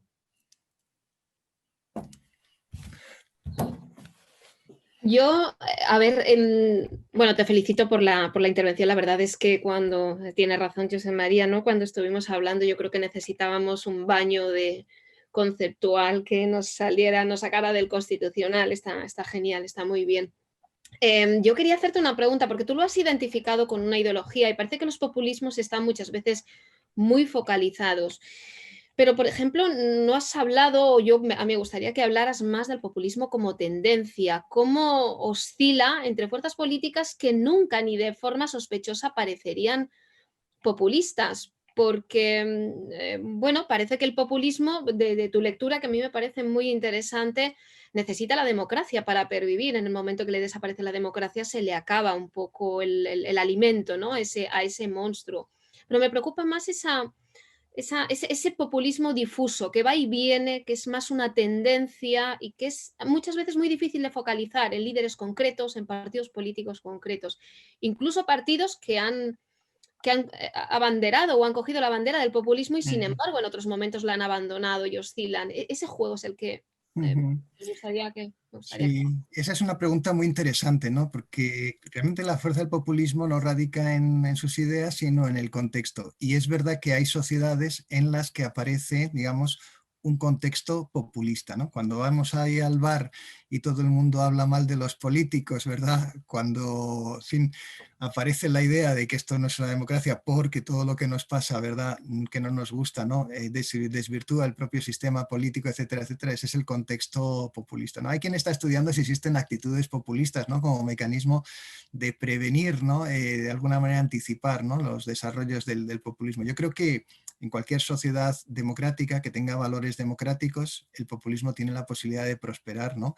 Porque en el momento, ¿no?, en que el enfado social, ¿no?, la frustración sobre todo, ¿no?, la falta de cumplimiento de expectativas, ¿no?, de políticas que no se realizan, ¿no?, de expectativas de bienestar, pues ese populismo aflora, que tiene una dimensión antipolítica evidente, aflora inmediatamente, ¿no? Y claro, cuando se produce ese ambiente, ¿no?, lo interesante es que los partidos que en origen no eran populistas, yo creo que esto es a lo que te refieres tú con este populismo difuso, pues muchas veces mimetizan ese discurso, ¿no? Yo creo que un caso trágico es el de Venezuela, donde los partidos de la oposición, su manera de confrontar al populismo gobernante fue intentando vencer en términos de populismo, ¿no?, en términos de mayores promesas, mayores bienestar, ¿no?, mayor demonización de la sociedad. Finalmente producen más polarización y el resultado pues finalmente acaba venciendo a los partidos populistas, ¿no? Yo hace años, claro, una cosa interesante en el contexto de la crisis del 2008 aquí en España, ¿no?, es que el Partido Socialista, ¿no?, pues tuvo un debate, ¿no?, que, bueno, que yo creo que valdría la pena estudiar a fondo, ¿no?, sobre cómo resolver su crisis de identidad en un contexto, ¿no?, en el que el socialismo había quedado muy desprestigiado a finales del siglo XX, ¿no?, porque se asociaba con los totalitarismos, ¿no?, vinculados a la Unión Soviética, y la crisis económica había desprestigiado también a la socialdemocracia en la medida en que era también copartícipe, ¿no?, de la gestión económica de las sociedades, ¿no? Y bueno, Zapatero encargó, ¿no?, a un think tank americano, American Progress, que les hiciesen un diagnóstico y una propuesta, ¿no?, de solución. y American Progress le dijo que tenían que ir al populismo, tenían que hacer un discurso divisorio, ¿no? Tenían que volver a la polarización y tenían que volver no a una política de consenso, sino justamente a romper el consenso y a buscar un enfrentamiento a las sociedades, ¿no? Entonces, a una política adversaria, ¿no? Por decirlo así pronto. Entonces, bueno, en la competición electoral de muchas democracias occidentales, pues lo que ha habido es una mimetización, ¿no? Primero tenemos este populismo difuso, que es el del malestar de la democracia, que es una realidad, ¿no? O sea, esa es una verdad del populismo, a la que el populismo da voz, ¿no? Que hay un malestar democrático, ¿no? Pero después tenemos que el propio sistema de las democracias, pues muchas veces incentiva, ¿no? Si se ve exitoso este discurso populista, su emulación por otros actores, ¿no? Un caso yo creo que también dramático es el de la derecha francesa, ¿no? Donde siempre que, bueno, decidió, ¿no? Competir con el Frente Nacional copiando sus proyectos, ¿no? Sus propuestas, etcétera, etcétera, y finalmente pues se ha ido desdibujando, ¿no? Bueno, el Lego Republicano, etcétera, etcétera, se han ido desdibujando y desapareciendo como una fuerza política discernible, ¿no? Han intentado copiar su populismo y esto pues les funcionó en algún momento, ¿no? O sea, sí que hubo un mecanismo en el que cada vez que el Frente Nacional hacía una propuesta, la derecha francesa la copiaba y la ampliaba y conseguía de alguna manera desactivar al Frente Nacional, pero finalmente pues, se ha metido en una lógica que le condena a la desaparición, ¿no? Completamente, ¿no? En el caso del Partido Socialista francés no ha ocurrido así, pero el Partido Comunista de Francia pues, ha acabado también disolviéndose en la Francia insumisa de Mélenchon, ¿no? Que es también la respuesta populista. O sea que, en fin, hicieron una profecía, los populistas de izquierda hicieron la profecía de que en el futuro en las sociedades europeas solamente iba a haber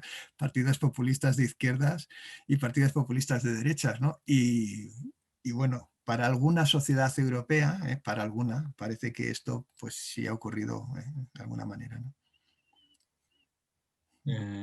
¿Quién? No veo ninguna mano. Josep, Baqués.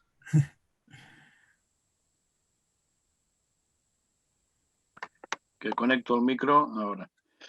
Bueno, Ángel, encantado de coincidir contigo una vez cada 7, 8 años, así, pero muchísimo tiempo. Siempre es un placer. Igual. Voy a hacer algunas reflexiones, pero pidiendo contrastarlas contigo, ¿no? Públicamente. Bueno, la primera es que lo que has comentado de populismo y nacionalismo me parece muy adecuado, pero creo que sabemos que muchos populismos también tienen una voluntad más bien performativa, ¿no? De esta identidad colectiva, es decir, que no la presumen a priori, sino que aspiran a crearla, ¿no? Y creo que puede ser interesante para comprender algunos de estos modelos, ¿no? Un segundo tema también interesante, el eje izquierda-derecha. ¿Está desapareciendo o no desapareciendo? Ellos dicen que no son ni de izquierdas ni de derechas, pero bueno, sabemos que una tarea nuestra como politólogos y teóricos de la política es que nos cuenten lo que piensan y ya les diremos lo que son, ¿no? Porque tenemos ahí unos modelos. Y lo digo porque das como muy por asumido también que sí, está desapareciendo la izquierda a la derecha. Bueno, ya sabes que ha habido varias crisis en el siglo XX, ¿no? Dahrendorf, Daniel Bell, bueno, el consenso social liberal y tal, y parece que el populismo quiere darle el toque final, ¿no? Pero creo, mi reflexión en voz alta, es que igual estamos jugando al juego que pretenden cuando nos rendimos en el tema de, bueno, ya no hay ni izquierda ni derecha, aunque en parte lo ganan, porque ciertamente juegan a diluir las diferencias y porque hay componentes populistas en izquierdas y derechas que quizá no tenían un origen populista. Pero es parte del problema, habrá que reflexionar sobre ello, porque nos llevaría entonces a la tesis que no defiendes, pero que paradójicamente yo sí sostengo en mis clases, de que yo lo veo más como un instrumental que como una ideología, y depende de la dosis de ese instrumental, podremos llamar a un partido populista o no, en función quizá de las cantidades que tenga de ese instrumental, ¿no? Entonces, las siguientes reflexiones van por ahí, tienen que ver un poco con el instrumental en sí mismo y quiero compartirlas contigo porque son cosas que no han aparecido, pero igual es simplemente porque, caray, es que no puedes decir más cosas en 1 hora o en 45 minutos, ¿no? Pero cuando hablamos de antecedentes, para mí uno de los antecedentes fundamentales del populismo es Rousseau. Porque además, si yo veo la teoría de la voluntad general de Rousseau contrapuesta como él lo hace a la teoría de los derechos naturales, que son aplastados por la voluntad general la crítica de Rousseau a la división de poderes, de interés inmediato para este proyecto, por el check and balance, pero también la crítica a los partidos políticos, en plural, porque dividen. Porque la voluntad general es una y por culpa de los partidos y del debate no aflora esa voluntad general. También es muy interesante para este grupo de trabajo, ¿no? Y de hecho tú has citado, y me ha encantado que lo citaras, a Robespierre, que acaba siendo uno de los discípulos fundamentales de Rousseau. Entonces yo creo que es uno de los parámetros más interesantes precisamente cuando se intenta ver algo que se acerque a una ideología en el populismo, ¿no? O sea, esa sería la primera cuestión a compartir, ¿no? Esa lógica democrática no liberal. Yo es la interpretación que siempre he hecho de Rousseau. Es decir, al final acaba siendo tan demócrata que se deja el liberalismo por el trayecto, se lo deja por el camino, ¿no? Y la segunda que quería compartir es que, bueno, ha salido aquí la clau, ¿no? Entonces, independientemente de lo que piense la clau del populismo, que es lo que menos me interesa, me da absolutamente igual, pero en cuanto al instrumental que la clau propone como herramientas analíticas, ahí sí veo cosas muy interesantes, que quizá no han aparecido porque son muy técnicas. Pero bueno, la idea era hacer una aproximación conceptual, entonces ahí les veo potencial. Me refiero, como te imaginarás a estas alturas de mi pregunta, me refiero al tema de los significantes vacíos, al tema de las demandas equivalenciales. Son un instrumentarium analítico muy potente para ver hasta qué punto los diferentes partidos políticos emplean significantes llenos o vacíos, o hasta qué punto se lanzan a la aventura las demandas equivalenciales o siguen planteando demandas que son mucho más sectoriales, ¿no? Creo que es un andamiaje fundamental para entender el modo de proceder de cualquier populismo y que, de hecho, mi forma de entender el populismo es que en la medida en que más se acerquen al empleo de ese instrumental, yo calificaría a un grupo como populista. Otra cosa es si lo consideraría una ideología o simplemente la cristalización de ese instrumental, es decir, los maestros en el empleo de, ¿no? Bueno, son una serie de cosas en batería, porque yo estaría aquí hablando ahora, debatiendo contigo 3 horas, pero no le prometí a Castella que sería prudente. Pero bueno, son cosas muy potentes, muy interesantes, que igual para un proyecto pues puede ser muy útil implementarlos, ¿no? Y nada, gracias porque me lo he pasado en grande, ¿no? Escuchándote y compartiendo estos minutos. Pues, no. Gracias a vosotros por vuestra paciencia y por tus comentarios. La verdad que es una pena que estas reuniones, ¿verdad?, sean así por pantalla, ¿no? Y sin un vino delante y tranquilamente hablábamos mucho más a gusto, ¿no? Pero bueno, por contestar un poco las cosas que sugieres, etcétera, etcétera, ¿no? Yo creo que la cloud hay que estudiarlo, es muy inteligente y evidentemente él proporciona una caja de herramientas al que quiera ser populista, ¿no? Ahí aparece, bueno, yo creo que hay 2 cosas muy claras, ¿no? La idea de que no se puede alcanzar una mayoría presuponiendo, ¿no?, que hay una clase social que va a hacer sostén de un proyecto revolucionario. Yo creo que le da una vuelta de tuerca, ¿no?, a la idea del sujeto revolucionario en la nueva izquierda, que ya no es una coalición, ¿verdad?, de minorías, sino que es un mecanismo de agregación negativa a través de este significante vacío, ¿no?, donde se proyectan todas las demandas, ¿no?, frente al orden existente, ¿no? Y eso se ofrece, pues yo creo que una salida, como hemos visto, a muchos partidos que eran sedicentemente comunistas, ¿no?, particularmente la izquierda europea, que vivían atravesando el desierto, ¿no?, desde que desapareció la tierra prometida, ¿no?, y que aquí han encontrado pues un rescate, ¿no?, por lo menos generacional, para poder seguir soñando con la idea de un cambio total, ¿no? O sea que yo creo que ahí tienes toda la razón, la cloud, creo que la cloud no solamente proporciona esa tabla de herramientas para crear un discurso que tenga posibilidades electorales, yo creo que esto es una cosa muy importante, que es un discurso que está pensado para conseguir un éxito electoral. Esa es una cosa importante en relación a la tradición del marxismo de la que venían todos aquellos, ¿no? Y que, en fin, que explican, puesto que ha sido seguido y ha tenido pupilos, ¿no?, que han llevado a la práctica lo que dice el maestro, pues tiene mucha importancia, ¿no? No deja de ser interesante que la clau fuese asesor, ¿no?, con Santalmuz, del matrimonio Kirchner, ¿no?, y que fuese muy severo, ¿no?, en la medida en que, a pesar de que los Kirchner hicieron todo lo posible por dividir a la sociedad argentina, no les parecía a la clau que había sido poco, había nada, que era un populismo imperfecto e insuficiente. O sea que yo creo que hay que atenderlo porque no es algo que nos pille lejano, sino que forma parte de una práctica política que en España se ha experimentado también y que se está buscando experimentar todos los días, buscando sacar temas divisivos constantemente, ¿no?, que señalen claramente, ¿no? Bueno, yo creo que si vemos, por ejemplo, estos vídeos, ¿no?, que se hacen desde partidos, ¿no?, que tienen representantes en el gobierno, ¿no?, sobre qué es la república, qué es la monarquía, etcétera, etcétera, ¿no? Todo es blanco y negro,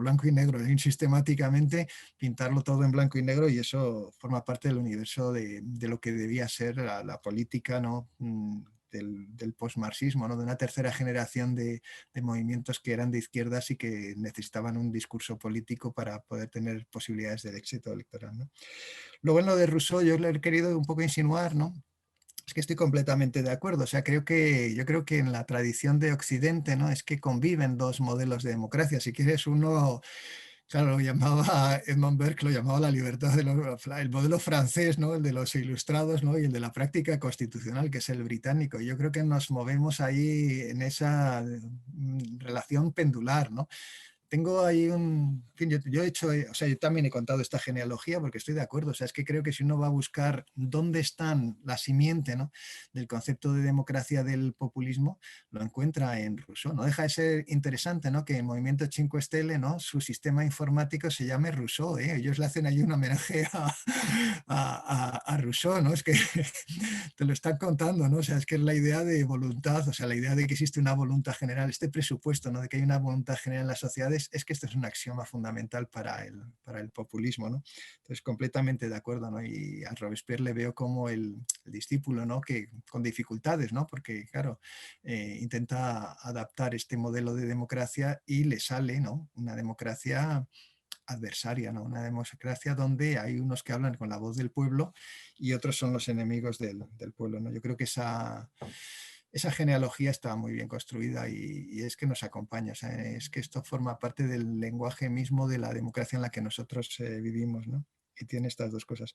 Luego lo de la izquierda y la derecha, yo es que es verdad que ha habido ahí muchas muertes anunciadas de la izquierda y la derecha, ¿no? Hay quien sostiene que sigue existiendo porque cíclicamente no aparecen partidos que se defienden como de izquierdas, pero yo lo pongo de la siguiente manera. Antes era un mundo muy clarito, ¿no? O sea, el de la izquierda y la derecha, ¿no? Digamos que la fuerza de innovación correspondía a la izquierda, la fuerza de la conservación correspondía a la derecha, digamos, las clases populares eran el apoyo social de la izquierda, con excepciones intelectuales, etcétera, etcétera, profesiones liberales, ¿no? Las derechas pues eran las clases acomodadas, etcétera, etcétera, terratenientes. Ese mundo tan sencillo, ¿no? Que organizaba todo bastante claramente, tenía mucho sentido, ¿no? Hoy día, ¿no? Es que realmente si la pregunta es el Rassemblement Nacional, ¿es un movimiento de izquierdas o de derecha?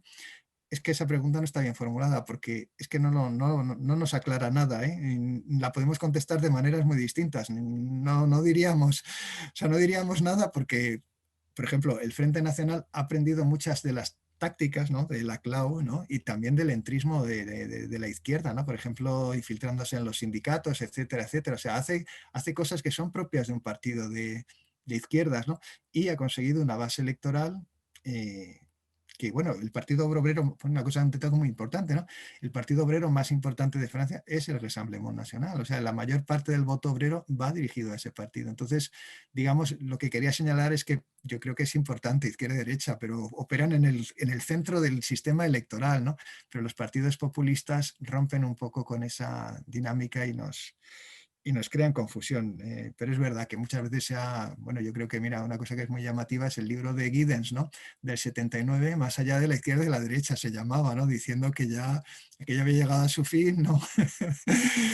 Y sin embargo, pues todavía vemos banderas rojas por aquí y por allá y gente que con esos colores pues se identifica, ¿no? En Estados Unidos de una manera y aquí en Europa de otra, pero bueno, más o menos ese mecanismo de orientación yo creo que ha averiado todavía funciona y la gente lo demanda, ¿eh? Porque yo también lo veo en los estudiantes que necesitan como mecanismo de identidad política saber si lo que piensan es de izquierdas o de derechas, ¿no? Porque si es de derechas tienen que cambiarlo rápidamente, esa es la idea fundamental.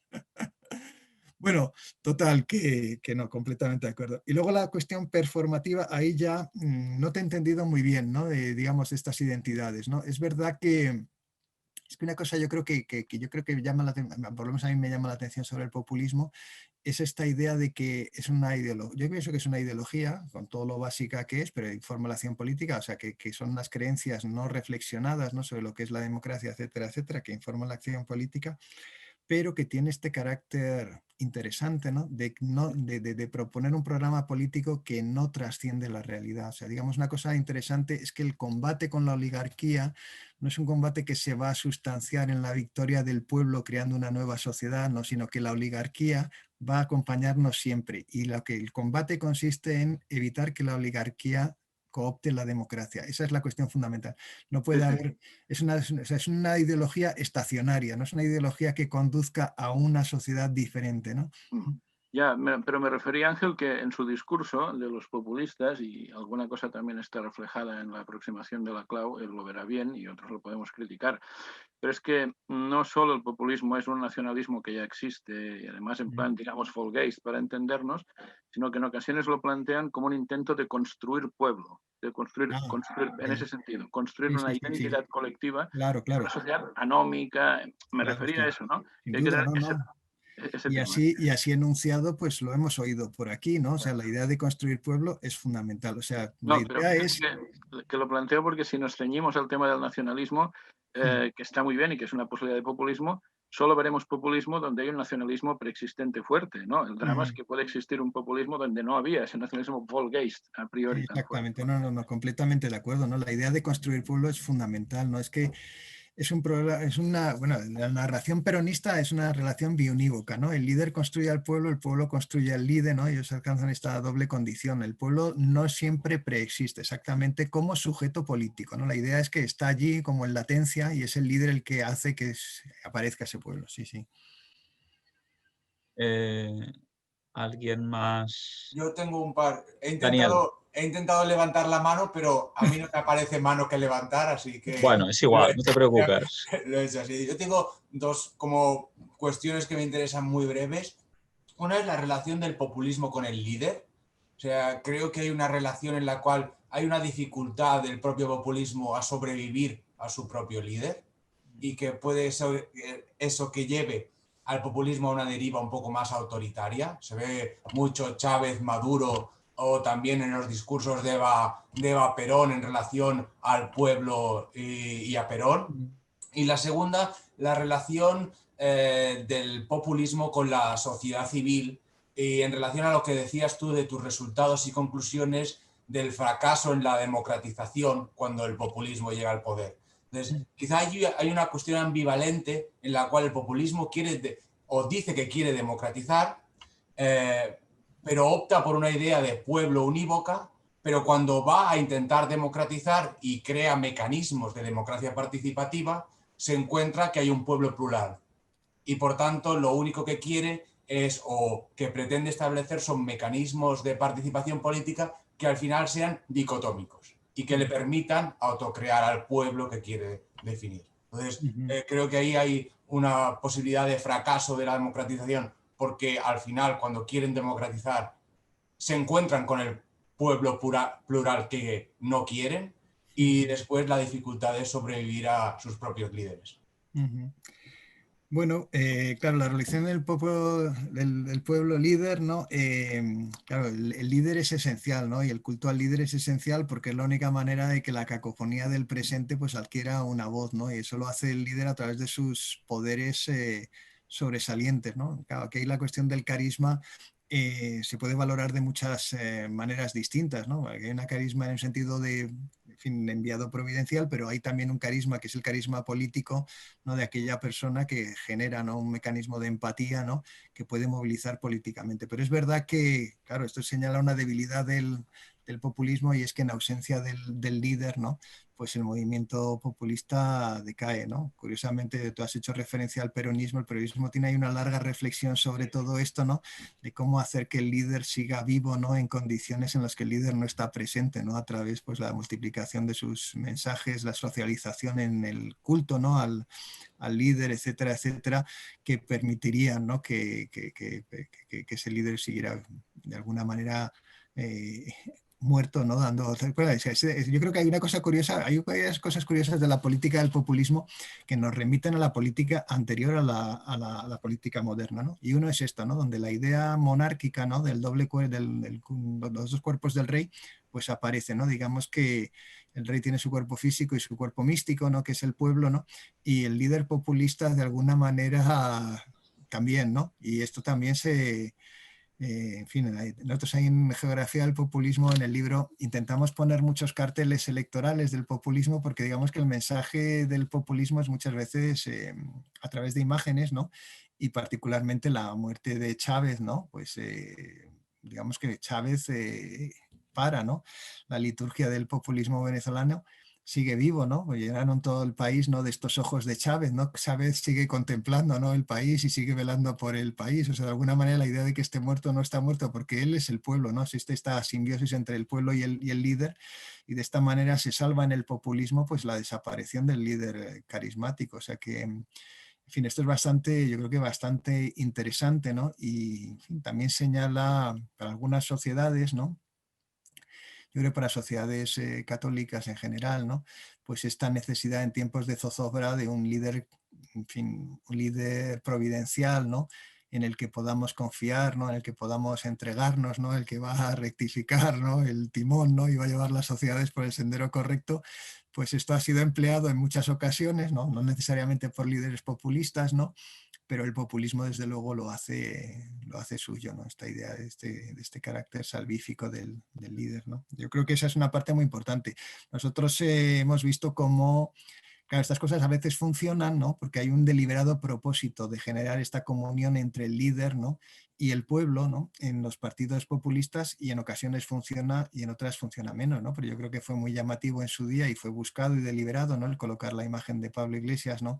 En las papeletas electorales, ¿no? En fin, se buscaba, ¿no? Una personificación. Es un género, bueno, también es un fenómeno general de la política contemporánea, es la disolución un poco de los partidos políticos y el personalismo político, ¿no? Esto aparece, claro, también es una tendencia, pero en el populismo es evidente, o sea, esto es así, hay una liturgia. Por ejemplo, los Kirchner también buscaban legitimarse asociando su matrimonio, ¿no? A los matrimonios de Perón, ¿no? Con su segunda y tercera esposa, etcétera, etcétera. En esas imágenes buscaban de alguna manera emular, ¿no? esta idea de comunión y este reparto de papeles, ¿no? Entre el líder paternal, ¿no? Y la lideresa maternal, ¿no? O sea, la idea del cuidado, la dimensión social aparecía vinculada a la idea de una mujer que velaba junto al conductor, ¿no? Por el pueblo. En fin, todo este tipo de cosas son muy importantes para el populismo, ¿no? Y luego la otra cuestión era, perdona, ¿cómo me refrescas? Sí, no, era una reflexión sobre cómo fracasa la democratización. Ah, bien, sí. Claro, una cosa también interesante no es que el populismo supone en su discurso público una refutación muy fuerte de la democracia representativa, pero ocurre que después el populismo debe ser evaluado por sus resultados cuando alcanza el gobierno, ¿no? Y claro, la lógica del populismo es una lógica imbatible, ¿no? En la medida en que, primero, no existe la responsabilidad política, que es tan importante para la democracia representativa, ¿no?